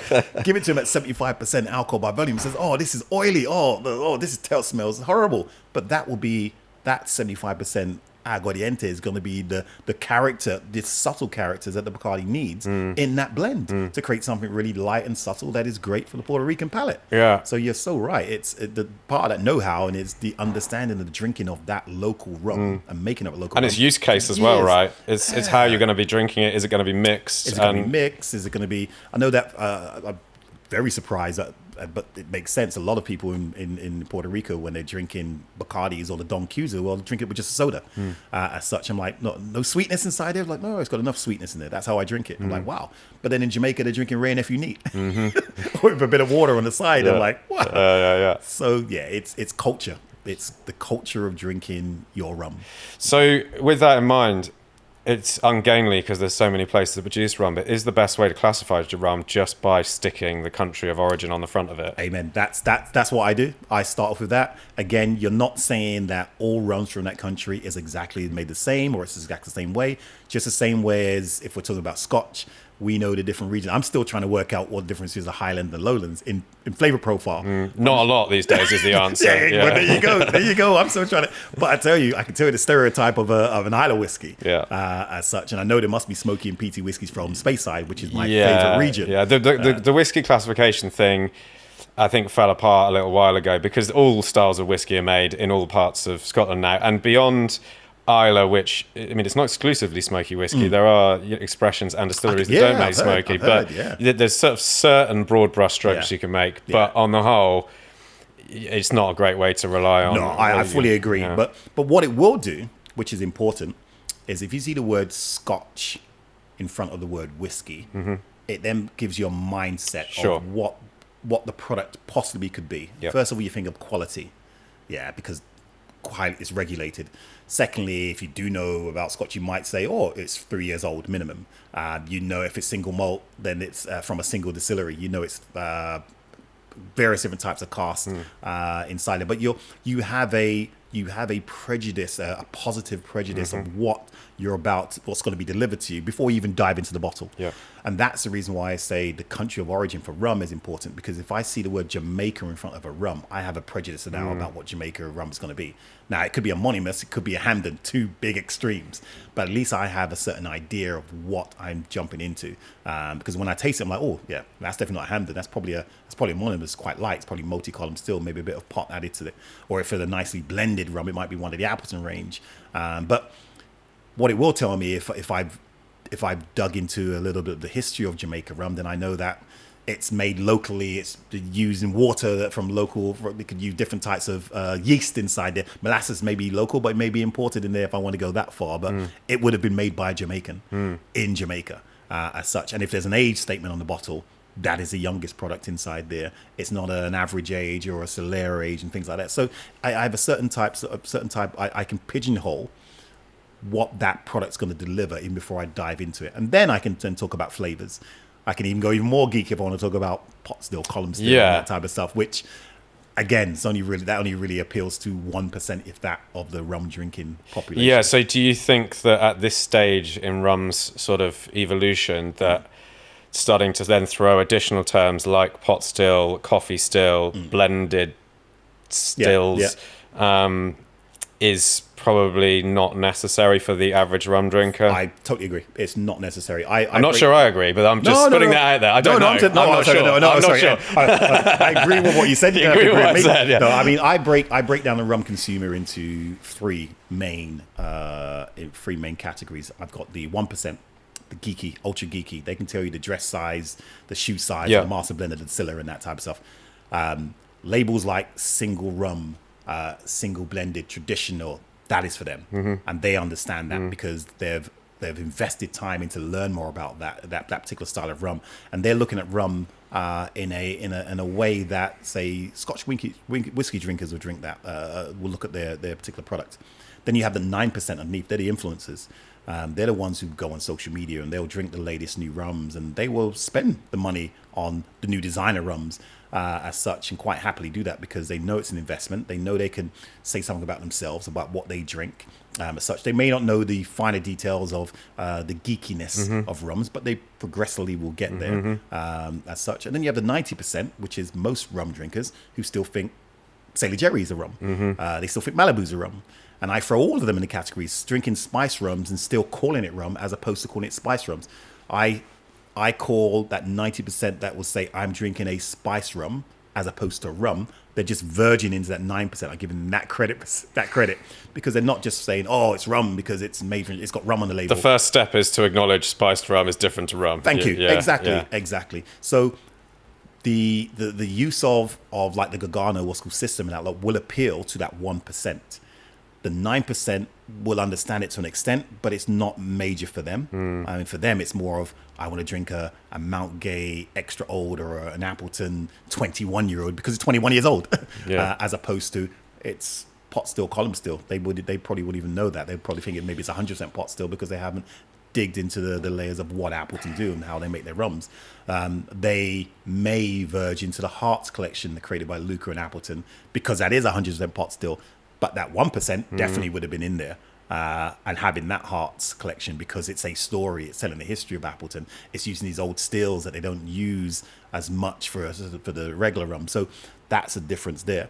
So yes, there is a place for that type of label of rums, but only applies to a small fraction. Yeah, because here's a challenge. And you've probably done this a few times and that type of thing. You get some, probably down at Black Rock, you get some Scotch whiskey drinkers, consumers, general consumers. They all come in there for a tasting and a nice little night out and that type of stuff. And you ask them, what does single malt Scotch whiskey mean to you? They can't tell, most of them can't tell the rules. No. They might know it's from a single distillery. They might know it's from a single distillery. But they probably don't understand the pot still thing. Yeah, many I know think that single means single barrel. Yeah. You've probably heard that many times. Well, yeah. Which is a problem, isn't it? Since single barrel is printed on a lot of bottles as well. Yeah. You say, yeah, exactly. That, and that's the thing. So, that's a good point. So the point I'm trying to make is, unless you're prepared to invest in learning about the rum category itself and how it's distilled, the different types of stills, different ways, which only a very small percentage of rum drinkers are, then those labels of single rum and that type of thing mean nothing really. Yeah. Commercially, yes, single rum. Does it sound like single malt? But then what does single malt mean? Yeah. Yeah, and that's where I'm going with that. Yeah, no, that makes sense. I totally get your point. I think it's very clunky putting the names of stills at the start of a rum name as well. Yeah. Like column still. It doesn't sound very sexy. It doesn't sound sexy at all. No. It doesn't sound sexy at all. And I guess single malt has got around this by not mentioning the stills yet. Yeah. It's implied, if you understand the rules, that it's pot still. So, yeah, but I guess then the question is like, how do you elevate the 90% to the 9% and then the 9 to the 1? If that's indeed what we want. The 9% need to come to more rum festivals. Tickets are available online. Tickets are available online. Saturday sold out. Sunday there's a few more. No, it's about it's about investment of knowledge. It's about investment of knowledge. If they want to make that journey and learn about, they will. You can't force feed them. You're right. If you start sticking column names in front of certain rums, it doesn't look sexy, and they'll be like, what does that mean? Well, and also you got the problem that all the rums produced in column stills, the producers are never ever going to want to put that on their label, right? Yeah, unless it's the French you're talking about Creole stills. But even then, they don't really talk about the Creole column still in the romantic way that the French can say anything romantic as such. And it's a romantic still. How it's been put together, why it's been put together, and the liquid that comes out of there. It's absolutely amazing. But you say to someone that's just getting into rums, they've just learned about multi-column stills, and you say, yo, it's a column still rum. They're like, oh, really? That means it's got no flavor. It must be like a vodka. No, it doesn't. Even just a coffee still, no. The flavor for what the Saval stills that they use, like in Guyana and in Dulce and Diplomatico and things like that, the way they use those, they can create different styles of rums just from those different types of columns. Well, this is it, because you need separate classifications for column versus coffee, and then you've got these stills, like you say, that don't really fit into any category. Antigua, you go there, they go, oh, they're 4 columns. No, it's 2 columns, but it's been separated into 4 just for space. And that and they're like, well, it's still 4 columns. Like, oh okay, it's 4 columns, but it's actually 2 columns separate. And the way they use it there, I would challenge anyone that loves rums, that drinks good tasting rums, to say that their column still rum is not as delicious as some pot still rums, because English Harbour is absolutely amazing. I love it. Yeah, it's a great rum. Pretty much. And that, in fact, funny enough, they just invested in the pot still as well. But have they? Yeah, they have. Yeah, yeah. They've been talking about it for years. It's quite surprising when you learn that it is column still rum from there, because it's such a flavorful, like, because it's so robust, flavorful. Again, so that's the prejudice that some people have over column stills. Yeah. It's about how it's used. Ask Richard Seale, does he love his column still? Oh yeah, he loves his column still. I mean, some may even argue he may even like it better than these 2 pot stills that he has now, because he's got this new, most technical, probably it's probably the most modern pot still ever created. The new one that he's got. Yeah. Absolutely crazy. Vacuum still, nanotechnology, copper everywhere, and he's going to be making some amazing rums in the future from that. But yeah, he loves that now because it's a new toy. But he loves his column still. Yeah, maybe let's speak about him and Foursquare just for a how do you sort of view his impact on the industry over the last 10 or 15 years? To the 1%, immense. To the 9%, getting there. But not so much Foursquare. Yeah. The name Foursquare to that 9%. But to the 1%, Richard Seale has been immense. And he's been a true champion for authentic rum. Now, what does authentic rum mean? Because it has different interpretations in different countries. When I first met Richard, his version of authentic rum has to taste like Barbados rum, or it's not authentic. If it's not like Barbados rum, it's not like the rum I make, it's not authentic. Because he's softened a little bit. He's softened a lot. Not a little bit, a lot compared to where it was before. He travels now. He sees what other people do. Even if he doesn't believe what they're doing is the right way for them, he understands that's their way at the end of the day. And so I think he's softened in that respect in how people make their products. He's still against adulteration. He believes that rum should reflect, true rum should reflect everything you've put into the rum naturally. But again, at the end of the day, he's focusing more on trying to make the best Foursquare and the best Barbados rum and protecting Barbados rum.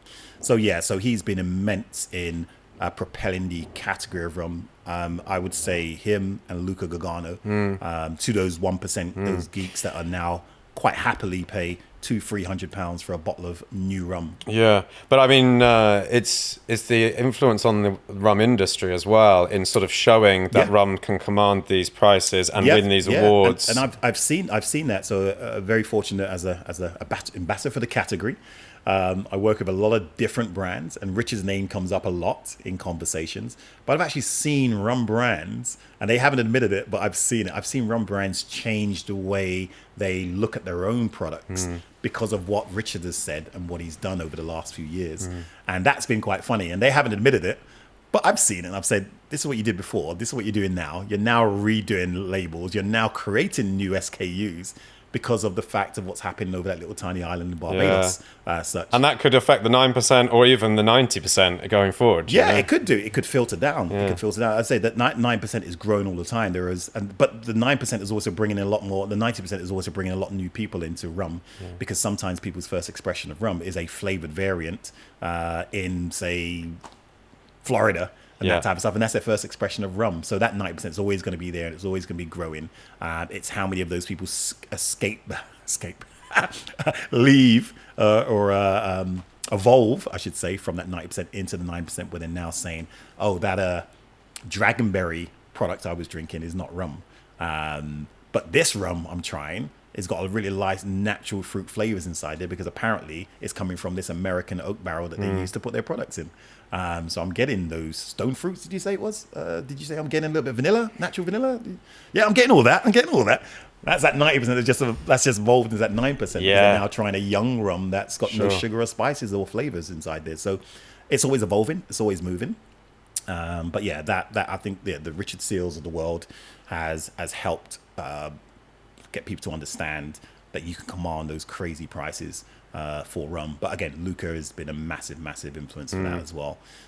Just as well as all the other independent bottlers who've been doing their own things. The Mr. Barretts of the world from Bristol, the Samarolis of the world, even the Scottish guys that were buying up some casks, like the Gordon MacPhails, and even Renegade when they first started off. I think it was was a Scottish whiskey they had, a Bruichladdich.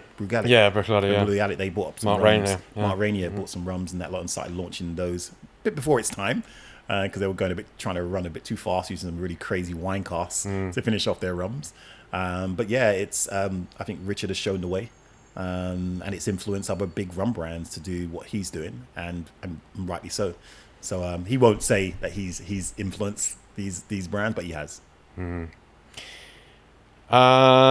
There's some rifts from time to time within the industry. Loads. There's always rifts. Okay, I was downplaying it, but I'm happy for you to amplify the state of the situation. I mean, I think a lot of these rifts and disagreements, they occur online and in very small groups. Chambers. It's 1% echo chambers, kind of stuff. Massively. Yeah. I mean, even less than that? You don't get involved in it, really, do you? No, not really. I mean, what I do is I don't go online and start slagging off brands and getting involved in that thing. I just get my popcorn and just listen and watch, because it's only a percentage of that 1%. Yes, it's tiny. So it's even small, because I travel around the world and I go to places and I'll speak to loads of bartenders and they've never even heard of these riffs. They've never heard of the people, the players in these conversations. They know brands, they know what they like, but they don't care about most of these stuff.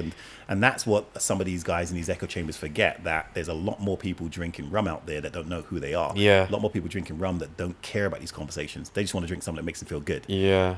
Well, they've captured a sort of small audience online, and then it's very easy to sort of believe the hype. And millions. They are millions. And then you kind of get it into your head that actually this is the forum, the World Rum Forum kind of thing, and it's I got 20 likes on this particular post, so that represents that represents the entire industry. Yeah, it is funny, and that's another reason why I don't get involved in the conversations, because I'm like, not enough likes. Not enough likes. Yeah. Plus, I like Peter Parker. Uncle Ben said to Peter Parker, with great power comes great responsibility.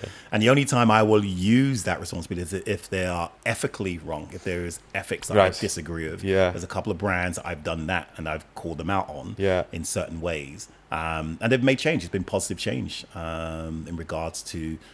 Is this like disrespectful branding and language and things like that? Yeah, disrespectful branding and languages, and sometimes you come to your senses and you wake up. I know the word woke is abused and been taken by the right-wing media and lessen its power, and that's why they do that. But sometimes you do wake up and you say, you know what, that's actually wrong, really. Guys, you need to change that. You need to sort that out and that type of stuff, because as human beings, we're supposed to evolve and get better. Yes, we all make mistakes and that type of stuff, but it's when we realize we're making mistakes, that's when we show we are supposed to be human and evolve. Yes, we do err, because that's what it is to be human, but also to be human is to make up for those mistakes. Yeah. So if you've got a brand that is offensive, that you didn't find offensive 20 years ago, but it is offensive now, not because people are now saying, oh, it's now offensive because I disagree with it. It's offensive because not enough people were talking about it. But now they are. Then maybe it's something you should look at the end of the day. So we know with the Plantation rum situation, they've changed the name to Planteray, and I applaud them for that. They're doing that. There was a rum called Ron Esclavo, which slave rum, which they were saying they were basically saying we're paying respect to the guys that made the rum. I'm like, oh really? You think so? I suppose there was a couple of ex-slave inside your boardroom when you were coming up with that name. Yeah, no, right. It wasn't. Yeah. I mean, the fact that an explanation is required is all you need to know. All you need to know, yeah. So they changed their name. They changed their name to Ron Patradom now as well, because it's from Dominican Republic. And Patra, I think it's something to do with father or something like this. But they've changed their name, and I applaud them for doing that, because they've realized it was wrong. Because as I said in my post when I went online, it was a very, very hard post on Facebook where I did my little monologue. I think the pictures caught everyone's attention, and I did the same thing, the same presentation live at BCB in New York, where I put up a couple bottles of rums from the 1950s, which was only, 60 years ago, 70 years ago? And it was the N-word rum. Yeah. N-word rum, N-word rum, N-word rum. And that was normal. Yeah. That was normal then. So we're trying to say we should evolve. Should we still have rums like that? Yeah. So if we have rums that were called Plantation and slave rum or Ron Esclavo, and we've decided they are offensive now because we now understand it's offensive. Yeah. We didn't back then, or there wasn't enough people to call them out then yeah, we change, because 50 years time, someone might like, call it rum plantation? Really? Why do you call it just Def Camp? Yeah. Def Camp rum. I mean, the thing is... Gulag vodka. The important thing here is that language evolves as well. The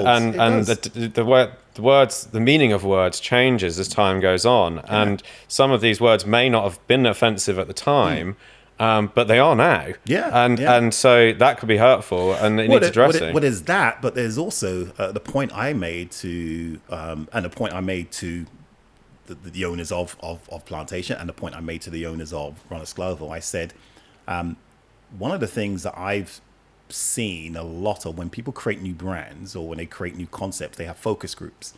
Now, if your focus group doesn't represent the audience you're trying to sell to, you're missing a massive opportunity. If you'd had one person in your focus group around your boardroom table that was of African descent or Caribbean descent, and you said, we're going to call our rum Plantation, or we're going to call our rum Ron Esclavo, they may have objected. Yeah. So if you don't have someone in there, then you're missing the opportunity. That's the same as like... Well, they probably didn't have anyone in there so that they could push it through. Like, you know. Hey, it goes even deeper when you look at their logo, but that's another story. Well, I mean, we might be getting into the mud and the shit here, but like Dominican Republic's got some crazy stuff going on anyway. Here's with the ironic. And, that was the ironic thing about what's called about the Ron Esclavo rum. The fact that you're saying you're doing all this because you want to pay homage to the slaves that made the rum in the past. But I was like, have you been to the Dominican Republic recently? Have you seen what's happening today, as in modern day slavery, which is happening all around the world? Yeah. They shuttle them over the border, vacations, and then they take all of their everything, their passport, everything. Yeah, and if you die, you get rolled into a pit and you get never seen again. And you get paid in tokens. Yes. So that's and slavery. You have to spend the tokens in the batay within system, the batay. In the battays in there. So you could have maybe create awareness for what's happening there. Maybe even use a modern day hero or a hero. There was, I can't remember her name, but there was a freedom fighter for the Dominican Republic. You could have used her name on the bottle of rum and named it after there if you really believed in your convictions. But you just wanted to create a brand you felt was romantic. So what you're doing is romanticizing that name and that type of stuff. It just shows a bit of ignorance. Yeah. But again, nobody's born with knowledge. I will give everyone a chance to redeem themselves as such, because I make loads of mistakes just through ignorance, and I'm like, oh shit, I've learned from that, so I'm not going to make that mistake again. So so these brands, I mean, I banned Plantation from RumFest.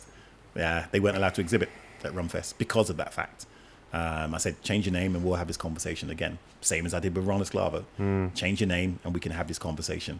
But until then, I'm not giving you any more platform to actually, I've given you enough rope to hang yourself. Now you've done it.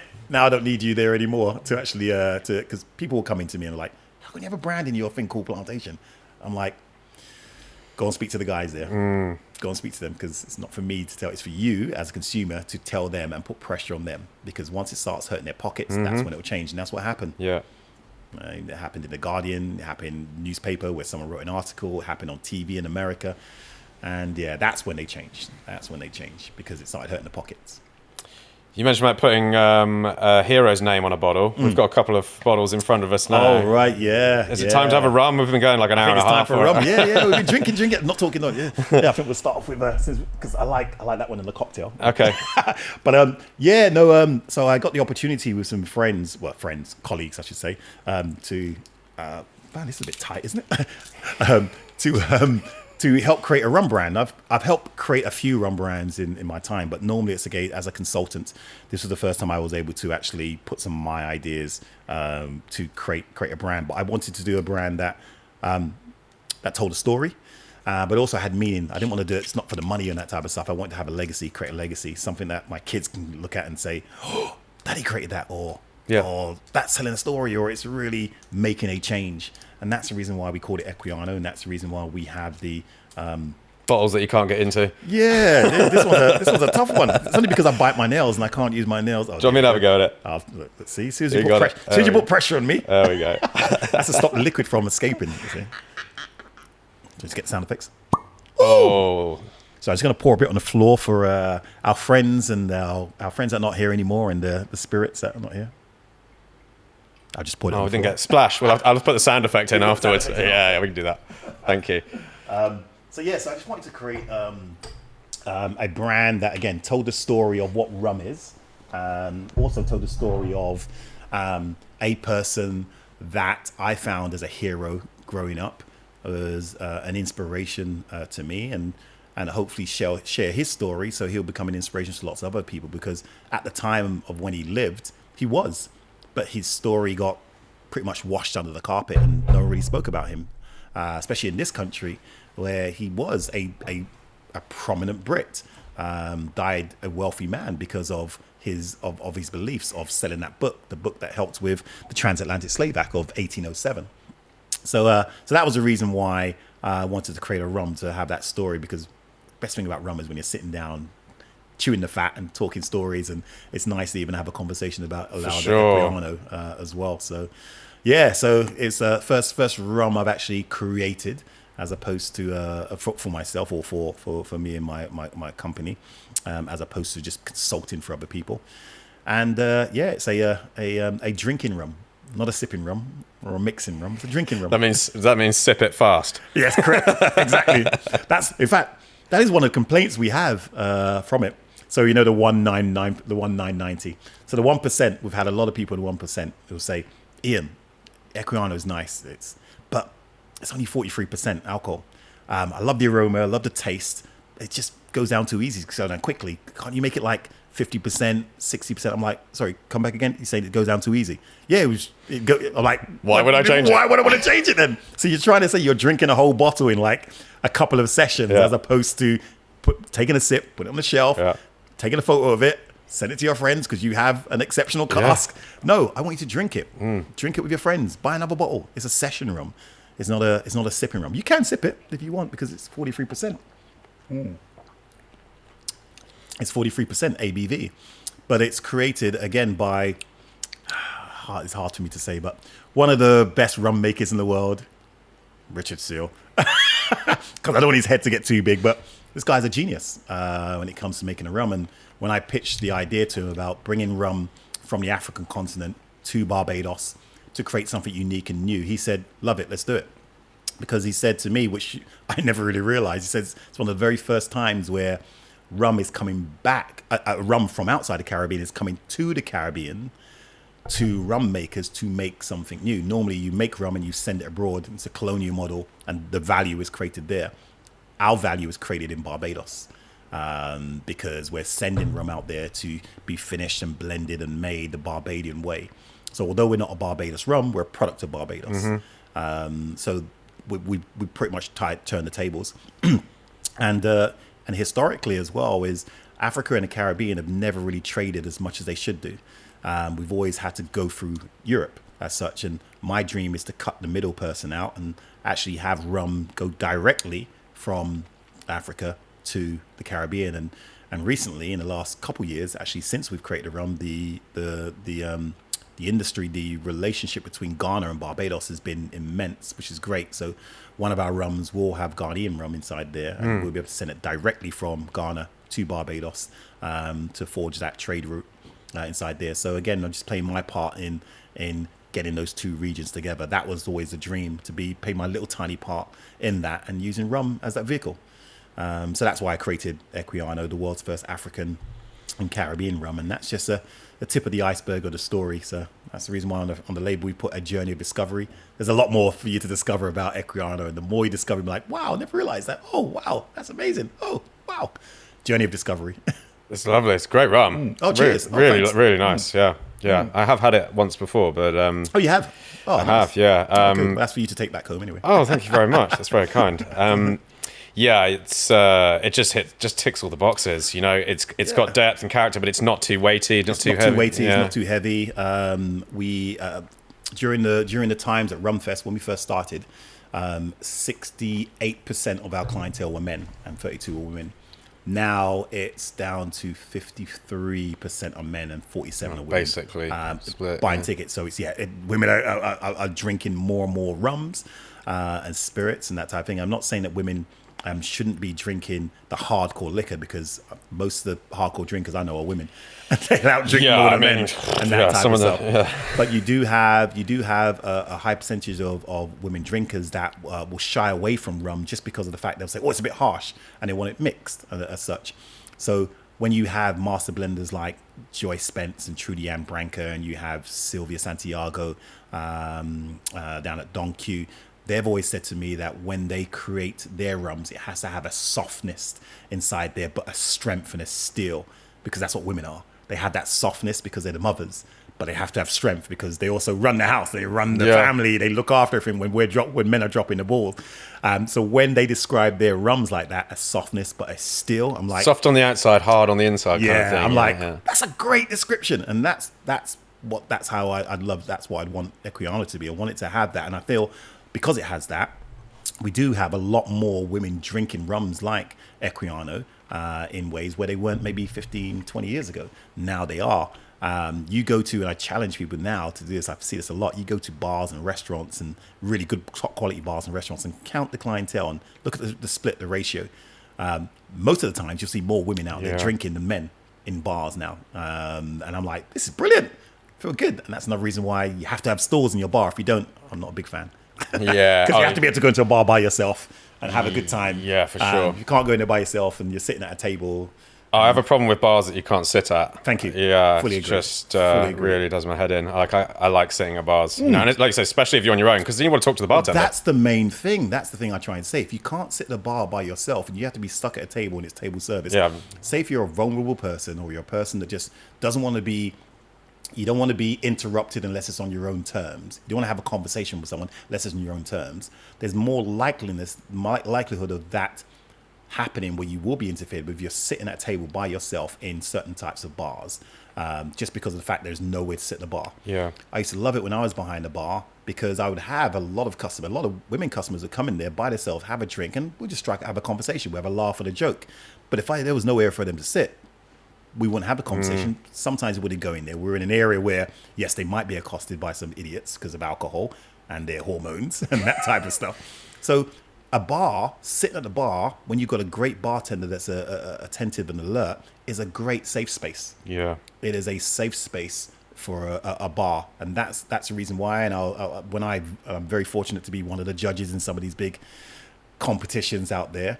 You're not getting my vote if you can't sit at the bar. Yeah, you might have great bloody decor, great cocktails, great staff, but if you can't sit at the bar, I'm sorry. It's one of the things America does very well. Like, you know, every American bar's got a long bar. Yeah. You've got an engaging bartender. You've got bar stools. That's where everyone wants to sit. Yeah. And, you know, I mean, they even put TVs and stuff and everything up there. But you earn your tips there as well. Yeah, exactly. You can have a exactly. nice conversation. They might earn so much money just by people sitting at the bar. Yeah. Someone says, oh, I pretend sometimes when I used to work in a restaurant type bar, I pretend some of the tables are booked because I want them to sit in front of me. Have your food there, have your drinks. I'm looking after you. I get all the tips. Yeah, I find it kind of disappointing when you go to a bar and you're like, right, I'll take you to your table, and it's all just sort of waiter, waitress service, because I feel like I'm missing something then, you know? Yeah, I mean, again, don't get me wrong. There's some great bars that make some great cocktails and drinks, but I think they're missing the trick if it's only table service. I mean, there's a lot of great bars now out there where everything's batched and pre-done, and I understand you need to do that because you've got consistency. And a lot of the prep is just like a chef is prepping their sauce and prepping their stuff because they're not cooking things straight from scratch, because some of them are half done and then you're finishing them off. So yeah, there's nothing wrong with that. But if you're sitting at a table and then you've ordered 2 nice drinks and that type of stuff, and there's no theatre because you're in a venue that is trying to be minimalistic, and the only thing that you have in contrast is the drinks that turn up at your table, and you didn't see the bartender make them and that type of stuff, you're like, oh, missed a trick here. And it's even worse if you're by yourself. Yeah, definitely those are not the sort of venues you want to go to by yourself. I guess it is a different occasion, different experience, and sometimes people want to get clinical about the cocktails themselves, and like that's where you might end up in a sort of modernist white box, you know, where, you know, the drinks turn up and there's all this preparation and expectation, and it's almost like controlling in the experiment. Like you take out the music, take out some of the service, take out the bar, take out any distractions. You're in laboratory conditions. You are, you know, literally sometimes. And there's something in that. It's a different kind of experience, but it's not the sort of place you want to go drink at every night, is it? 100%. Yeah, and that's the thing. And we all know a couple of bars that are like that. They will go there for that experience, just for that one experience. But again, it's not something you're regularly going to. It's not somewhere where if they are taking my money, because sometimes people say your money's not good here, but if they are taking my money, I will be spending it in places like, as we said earlier, the LCCs of the world, and places where you can have a good time and good fun. You can go there by yourself if you need to go by yourself, but if you are bringing some friends, you're all having a great time, great experience, and a little bit of energy there. this is one of the reasons why there was for me, one of the bars, we're talking about the history of the UK bars that really changed the game for me was Artesian. Because which was a rum bar originally. Correct, that's right. Yeah, I was a consultant for the bar. But what the team did there, especially what's called Alex and Simone and Rudy and Roman, the first four guys. They needed more women though in the bar though. But Marianne was there as well. Marianne was there. Yeah, I forgot about that. But when they first started off, I remember when they did first, I didn't have bar stools. And they complained straight away. They were complaining to the manager. I think his name was Stephen, looked like Prince Harry or ginger-headed guy, Stephen something, his name, Stephen Smith. And they were like, we need a couple of stalls. And he said, yeah, but we can't. It's hotel bar and blah, blah, blah. The way we created, we spent £1 million on this place and that type of thing. He said, at least 2. So they put 2 stalls there. And then it progressed to 4. And then I think it's now 6 or something like that. Got 2 at the entrance and 2 around the sides. But they knew what it had to be. We want to give this 5-star service. We want to get away with charging 20 quid plus service charge for a cocktail. Yeah. We want to charge 20 quid for a slushy machine drink. Which again, I love the fact they had a slushy machine in there and charged you 20 quid for it and got away with it because they knew the service was good. They knew the drinks were going to be good. They knew they had a great story. They knew they were revolutionary. But you can go there by yourself and have a great time. It's gonna cost you really could. But it's going to have a great time. Yeah. Just the same way you can sit there and get table service and again have a great time. Yeah. But the fact they didn't miss the trick. But it was always better at the bar. I think possibly because it was sort of like free flow champagne and shots of that as well. Yeah, I forgot about that. Yeah. I mean, it's no idea how they made it to the top of the 50 best list. Plying any bar person who was in town at the bar with all sorts of treats. Yeah. That was legendary. Oh, it was. I mean, yeah. When they were at their sort of peak. Yeah. That was the best bar in the world. I mean, it was the best bar in the world, but according to the list. But it really was. Like, it was such a great team there. Yeah, exactly. And the enthusiasm they had, the creativity, and then obviously beautiful venue as well. And they had the quirkiness and the craziness inside there. They had that craziness because. Oh yeah, I mean, I remember going there once wearing I was sat there wearing masks and had I think a fake snake around me. Yeah. And I was like, some of these people are paying like £600 a night to stay here, and I'm like dressed up as I don't even know what. And that's the reason why it was the best, I think. But unfortunately, again, with our industry, you have organizations that don't appreciate that run these bars or have the finance behind them, and they didn't treat the staff well. And that's the reason why I think the year 4 when they won it best bar, they all walked out the following day. Yeah, that was a mic drop moment, wasn't it? Massive mic drop moment. Thanks for our 4th award, but we're all leaving. Yeah, that was crazy. Yeah, brilliant. We talked a little bit about sort of other rum outside of the sort of Caribbean and Central America. What about British rum? How are we with that at the moment? I think there is so much potential with British rum. So much potential. I had this question the other day. Someone was asking me, where do I see the future of rum going and which region or which area am I excited about? I'm excited about British rum. And the reason why is because, yes, Britain has a history of rum, of peddling rum around the world, just the same way as it peddled its language at the end of the day through the internet at the time, which was the Royal Navy. That was misinforming or informing people of what was going on in that country and that thing. So rum is a part of ingrained in British culture. And to see so many distilleries now trying to do it from scratch, as well as buying rums in from the Caribbean and putting their own names in there, there's nothing wrong with that because some of the biggest brands never own distilleries. There's a rich history in that as well. Yeah, right? You buy your rum, you give them your recipe, they create your brand, you put your name in it. Lambs, Alfred Lambs, you had the Pengos families, and everyone. They bought rums from distilleries and put their name on the label and then sold it under the quality of what their name brought to the table. So there's nothing wrong with British companies buying rums in. Although again, you need some transparency on that, right? You need transparency, that correct? 100%, yeah. Because for example, similar to that Jamaican product, there was an English company over here, and they on their label they said they were Jamaican rum, or no, was it Jamaican rum? Jamaican like rum. I'm like, what's a Jamaican like rum? As such, but they added like Jamaican spices to it and that type of stuff. Yes. They bought their rum from Amsterdam, from a Jamaican distillery via Amsterdam. But they weren't Jamaican-like. They weren't even close because it wouldn't even call rum. It wouldn't be legally called rum in Jamaica. You're not allowed to add any additives into Jamaican rums and that type of thing. So they got called out and they had to change their label as such. And it was a Jamaican family as well. Really? Yeah. Jamaican family as well. Should know better. They should know better. But anyway, that was a small little brand. But what I'm enjoying and what I'm loving is seeing rums from scratch. You're bringing in your molasses or you're bringing in your sugar. I mean, even partial sometimes, the dehydrated sugarcane juice, if they want to, that's what I want to call it. But at least they're doing it from scratch, and they're making their products, and they're trying to stamp their local know-how or their local environment into their products, whether it's a rum or it's a spice variant. There's too much temptation though to go down the spice route, right? The reason for that is the whole gin analogy. Yeah. If you've probably seen when you've done your books and that type of stuff, a lot of distilleries trying to make their own whiskey, but of course when you got the big spectre of Scotland looking over you, making some of the best whiskies in the world, and the youngest to be a whiskey up there is 3 years, you're thinking you have to do a 3-year-old whiskey before you can actually start calling it whiskey.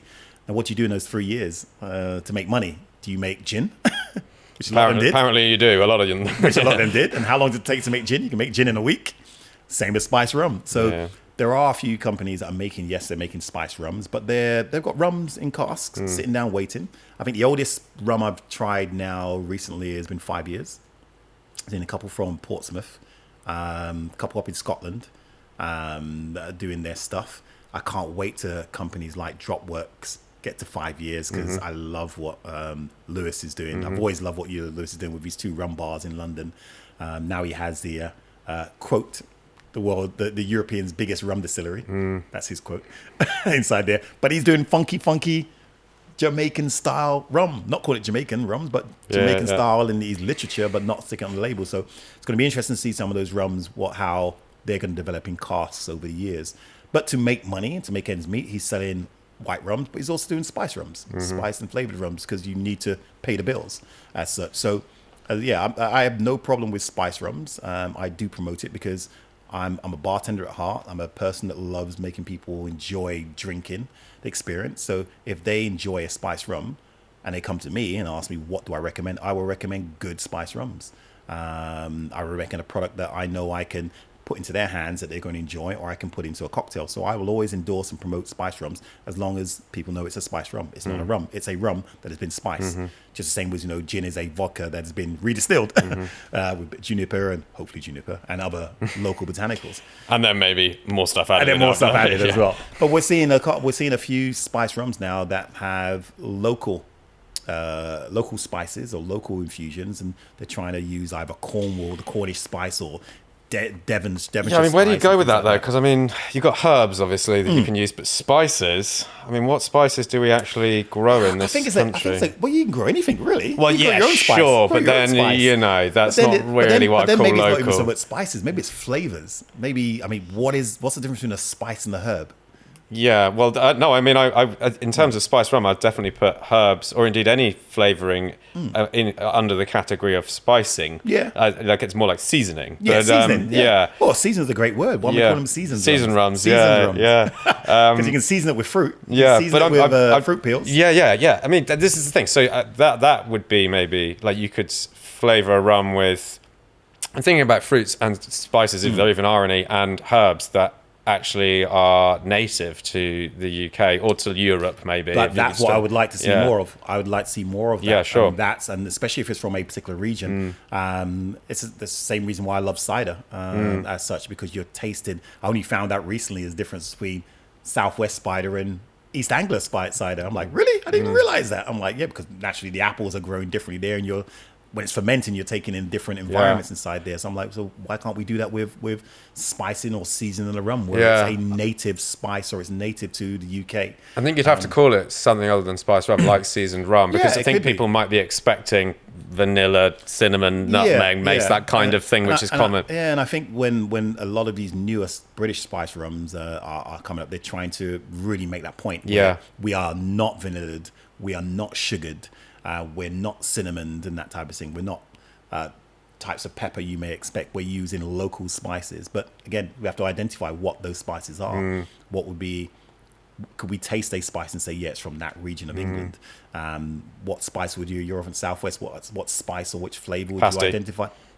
What pasty? Cornish pasty. What do we do? Or a scone with jam and cream. There you go, scone with jam and cream. Or is it or butter and cream? Was it? No, it's jam and cream. Jam first, cream on top. There's controversy. Controversy. No controversy as far as I'm concerned. Because I do it the other way around. I always put the butter first or the cream first and the jam on top. All right, I think we're done here. But when I'm in Rome, I'm not going to do that. I'll be hell no. That'd be as bad as me putting blackcurrant in Guinness in Ireland. Speaking of Cornwall, you are involved in a rum project in Cornwall. Yeah. I inspired a rum project in Cornwall. Not as involved as I should be, only because there's so much on my plate at the moment. But there was a project in Cornwall where we were trying to create the world's first geothermal distilled rum, where we're using waste energy from a geothermal well to actually power a still to create rum. And also use some of that energy to power and heat biomes, where we're going to try and create a tropical environment where we can age rums. So the initial idea was to have these biomes having this tropical heat inside there, similar to the Eden Project. And it's right next to the Eden Project. Yeah, exactly. And then have some rums inside there that were made from scratch. Made in scratch here in the UK, and putting those in barrels and taking advantage of tropical aging or accelerated aging inside there, where the evaporation rate would be a little bit more than, say, a cask inside a normal warehouse. And just seeing what would happen. It was going to be a lot of trial and error, but in theory, it should work. But in practice, we're still waiting for that practice to happen. It's evolved over the course of time. It's evolved now where we have a mobile still inside a container. And again, it reminds me of the old days of, even though I wasn't around, but the old days of making Armagnac, where you moved your still around from one place to another place, and you moved to different vineyards. There was a rum distillery in Australia that was on a boat. On a boat, yeah. Exactly. You read my book, have you? It's in my book as well. Yeah, it's in your book as well. I said, oh, shit. Have you read my book? I went down there. No, but you're right. They went around from place to place on the boat, and that's what Beanley's then started off with. That's it. But yeah, they moved around as well. But you know who else has one? Called the Nomad Project, right? Who has a still already ready to rock and roll? Oh, Luca Gargano. Of course, of course. And he wants to be able to plug that in and take that to different islands in the Caribbean and make rums. That would be cool, so with the fermentation as well, and seeing how it changes. Yes. So I'm waiting for that to happen. So if anyone's going to make that happen in the Caribbean, that's going to be Luca with the Nomad Project. He's going to start off in Italy first. And then take it down to the Caribbean. But yeah, I think it's a great idea to move a still around, and you're working with local cane, because then you can make cane from cane juice and start to use it before it starts to ferment and starts to deteriorate. Yeah. As you know, in Martinique, by law, they have to do it within 24 hours. Yeah. So if you can start crushing the cane and start doing that straight away, you can really capture the terroir. Yeah. And the flavor profile of what that local region has to offer with that movable and mobile still. Right, it's been mentioned a few times, and we've put it off as long as we can, I think. You have a book. Oh, yes! But show it for the camera then. How was this? Because it was a long time coming, right? And, very long time coming. Yeah. And obviously you're very well known as a communicator of rum. You're a great speaker, all the energy and everything. But how was it translating that into text? Wow, that's $1 million question. I mean, my best friend and mentor, Don Smith, who's like also a father figure, a bigger brother for me. He was the most intelligent, clever person I've ever met. He was the first person I ever knew who had an email account. First person I ever knew who had a website and designed his own website and things like that. So in the 90s and things like this. So great inspiration. But he was always telling me, you need to do a book, you need to have product here, and you're doing all these talks and presentations. You need to have something you can leave with people. Leverage your time as such, passive income. You know about that, Ian, because you're using the music industry, but you need to be able to have that. And I was like, yeah, I'm going to do it. But I always put it off, because I never knew how to start. I used to love what you do. Writing books, like, I would love to be like Tristan one day, prolific, just write the book. But I just never had the time, or the will, really, to actually just start doing it. And although I had books worth loads, I got 5, 6, 7 books worth of stuff on my laptops and my computers at home and that type of thing. It took DK, the company, to reach out to me because they were doing a series about spirits. Right. And they did a whiskey one. They were just finished a gin one. They did a beer one. And they needed someone to do a rum. And they were trying to find who could do the rum book. And they asked 20 people. And all 20 said, Ian Burrell. So they contacted me. And I'm like, she emailed me, and a lady named Sarah, and she said, "Oh, yeah, you've been recommended to do a rum book. Would you be interested?" I'm like, "Yes, let's do it." That was it. That was the answer. Yes, let's do it. It was because now it wasn't on my time. It was on someone else's time. Yeah. It meant now they were going to give me deadlines. Yeah. They were going to put pressure. You've got accountability. Yeah, accountability. And I work really well under pressure. I've always worked well under pressure. Yeah. So once they started giving me the idea of doing it and the deadlines and that type of thing, I had my ideas of what I wanted to do for the book. I've always had them. We came out with the chapters. I sent them to them. That's a great idea for the chapters. I then started reading all my old books again, just to freshen up on certain things that I knew about, but I just want to remind myself. But then also all the new stuff that I knew was contradictory to some of the stuff that was in some of these books. But then it was a case of, right, let me just put some of these ideas. But the hardest thing about writing this book was what to leave out.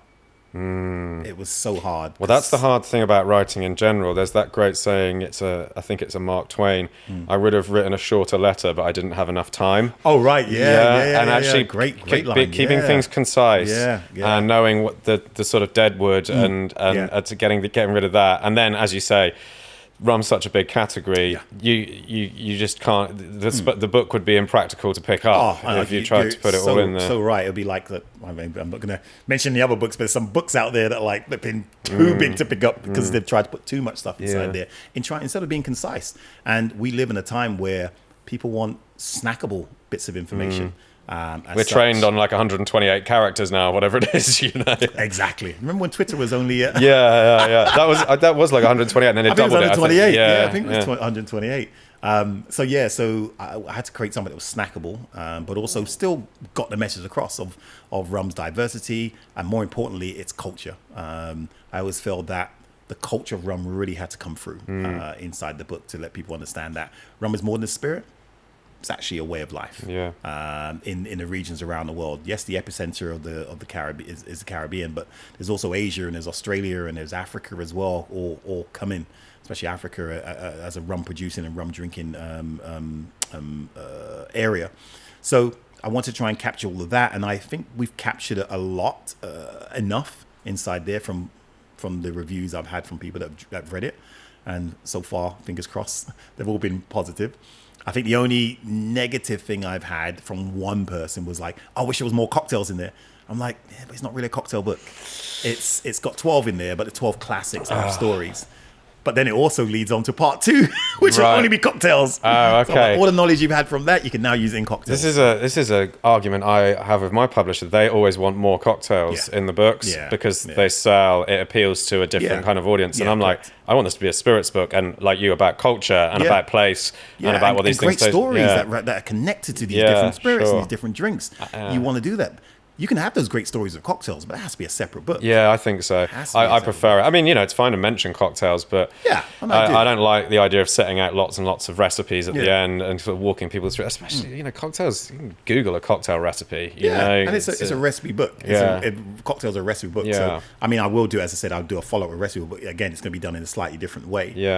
Inside there, because it will be culturally connected, but. So this is almost like the theory, and then the other book will be like the practical mixing with exactly. it. There you go. And that came about by accident. It wasn't. I didn't intend to do that. It was only when people said to me, "Love it," and that type of thing. I would have loved there's more cocktails in there. And even doing TV with Sunday Brunch and that lot, they were calling it a recipe book, and I'm like, no, it's a rum spiritual book, because if anyone buys it thinking they're going to see loads of recipes in there, no, there are 12 classic recipes with a great story connected to them and little timelines of the actual drinks and that type of stuff that you can snack on and talk about in your drinks parties and that type of stuff. But then after that, it's about for you to go on Google and learn a little bit more about that particular drink and that type of stuff. I'm not going to put it there. When I do a book with recipes, they may be new recipes that have been influenced by some of the classics that you can then say, right, I might try that because that's new.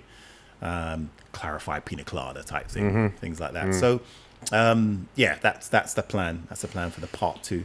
of that book. So obviously you kind of been researching and sort of writing this book for a lifetime, but how did the process go when you actually started sitting down? How long did it take, and how did it feel? Again, it started off really quickly and then it slowed down because I started doing it in end of August last year, right, beginning of September. And then the middle of September and October is always my busiest months because I've got RumFest, lots of events and that type of stuff. So the publishers started getting worried because they hadn't heard from me in like 6 weeks. They're like, what's going on? Are you still going to do this? Are you still going to do this? Because I was like, it's going to happen, but I just need to have a really clear runway. And the clear runway was halfway through this, it was just before Christmas and the whole of January. Mm-hmm. The whole of January, I locked myself up in my I've got a little man cave at home, my little snug. And I stayed away from the family pretty much. I was there 7, 8 o'clock in the morning inside that little room, researching, going online, calling people, doing tastings and doing that. And in 6 weeks, it was like just instead of traveling or going away because I didn't want to go away. And most of the information I have in there, I'd already collated from my distillery visits and that type of stuff. Anything I needed to brush up on, it was like a quick call, a quick email. Can you just like reconfirm this? Because I've heard that's changed and that's changed. And things change very quickly in the rum industry. I mean, there'll be things in here that I wrote in January that are now slowly but surely becoming out of date. I'm like, what? Already? You've changed that? Like if Antigua get a pot still, like, I've just said they've got column still now. Then they got a pot still. Someone's going to look down and say, Ian, they've got pot still now. Your book's out of date. That's what second editions are for. There you go. Yeah. Something that was way over my head. Second editions, and this is my first one ever. So, well, congratulations! I hear it is now #1 on Amazon Spirits and Cocktails. Yeah, it is. Yeah, me and Alice had a little. I think you had her on before. You got her on after. Indeed. Yeah. When I spoke to her. She was #1. That's so right. I think it's you. Yeah. Everyone knows. The effect. I haven't even reached any episodes yet. But whoever's #1 next, I'm going to track them down and interview them too. Yeah. I think it's Stanley Tucci. Stanley Tucci. He does quite well. I've actually interviewed him before. Oh, brilliant! Yeah, you should have done. He's great. Not for this podcast, but I have done him before. He's great. Yeah. I'm going to try and get him on this. We'll see. No, Stanley. I'd love to meet him. Yeah, it's cool. Yeah, ask him if he wants a rum martini. Then I'm the man. Yeah. Okay. I'll let him know. Might not open with that one. Oh, cool. Well, let's finish by sort of looking at where rum might go in the next 5 or 10 years. We've talked obviously about the rise of British rum. Yes. Yeah. The classification thing is still a thing. What else do you sort of see for the category coming up? I'm seeing other fun regions. As I said, we said British rum, other European countries as well. But I'm really excited about the African continent. A lot of sugarcane growing down there. A lot of wealth. A lot of potential knowledge in the spirits game. And we're talking about mainland of the African continent because the satellite islands of the African continent, the places like Mauritius and Seychelles and Reunion Island, Madagascar, they're known for making their pretty well established island focus. So, and a lot of sugarcane was growing there because of history of the Dutch and the Portuguese, mainly the Dutch, in fact, and then the British and French planting sugarcane there and cultivating those lands. And they also have ready-made markets they can sell into, for the colony connection. But when you look at places like Ghana, I went to a distillery down there last year. You look at Nigeria, you look at Kenya, Rwanda, South Africa, of course. These are places that have grown sugarcane that have local sugarcane distillates, but never really called it rum, or have never said, let's make it like those Caribbean dudes over there did, because they learned it from us. Let's make it like they're doing it now. Let's put it in some really good quality barrels and age it, and just create a market. Even if we don't create a market locally, let's export it because people want new regions, new world rum. As such, like the wine regions of the world, as such. So yes, I'm excited about these massive regions. Potential there, right? I mean, so many different nations, and each with their own culture and story. And then it's just, I mean, you could see, it might take more than 5 or 10 years, but let's jump forward 30 or 50 years. It could be. It could be. I still remember, we used the whiskey analogy. I still remember people laughing at Indian whiskeys. Yeah.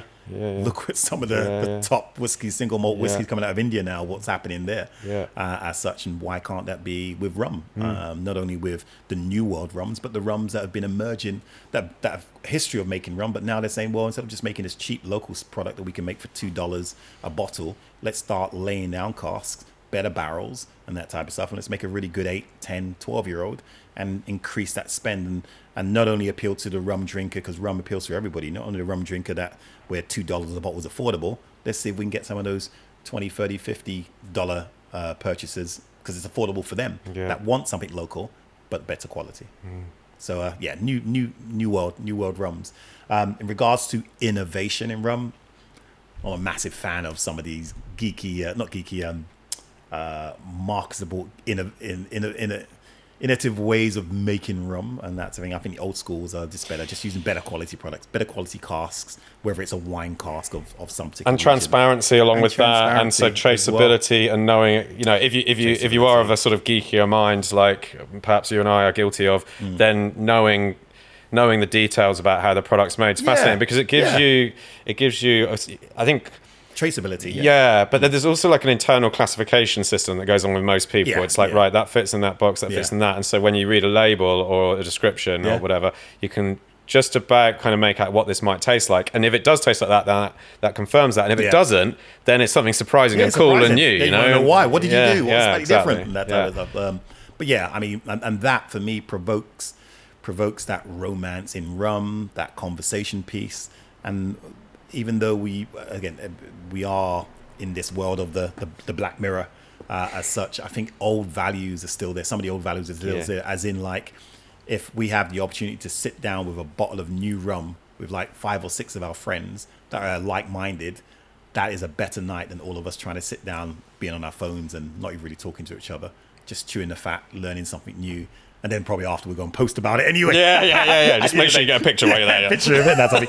But we're now using the old way of communicating with new style of communicating. Well, and this is it. It's about getting people together at the end of the day, right? And if it's something delicious to talk about at the same time, then all the better. Yeah. Ian Burrell, thank you very much. Oh, you're welcome. Where can we find you besides, is it Channel 4? Channel 4. Sundays? Channel 4 on Sunday brunch. Yeah. You can see me on there. Every now and again, I do Titchmarsh on ITV, but we're only focused on British rums, British spice rums.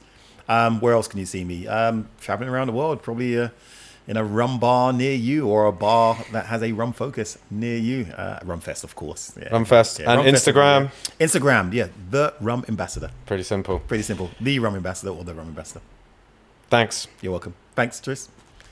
Have another glass of rum now.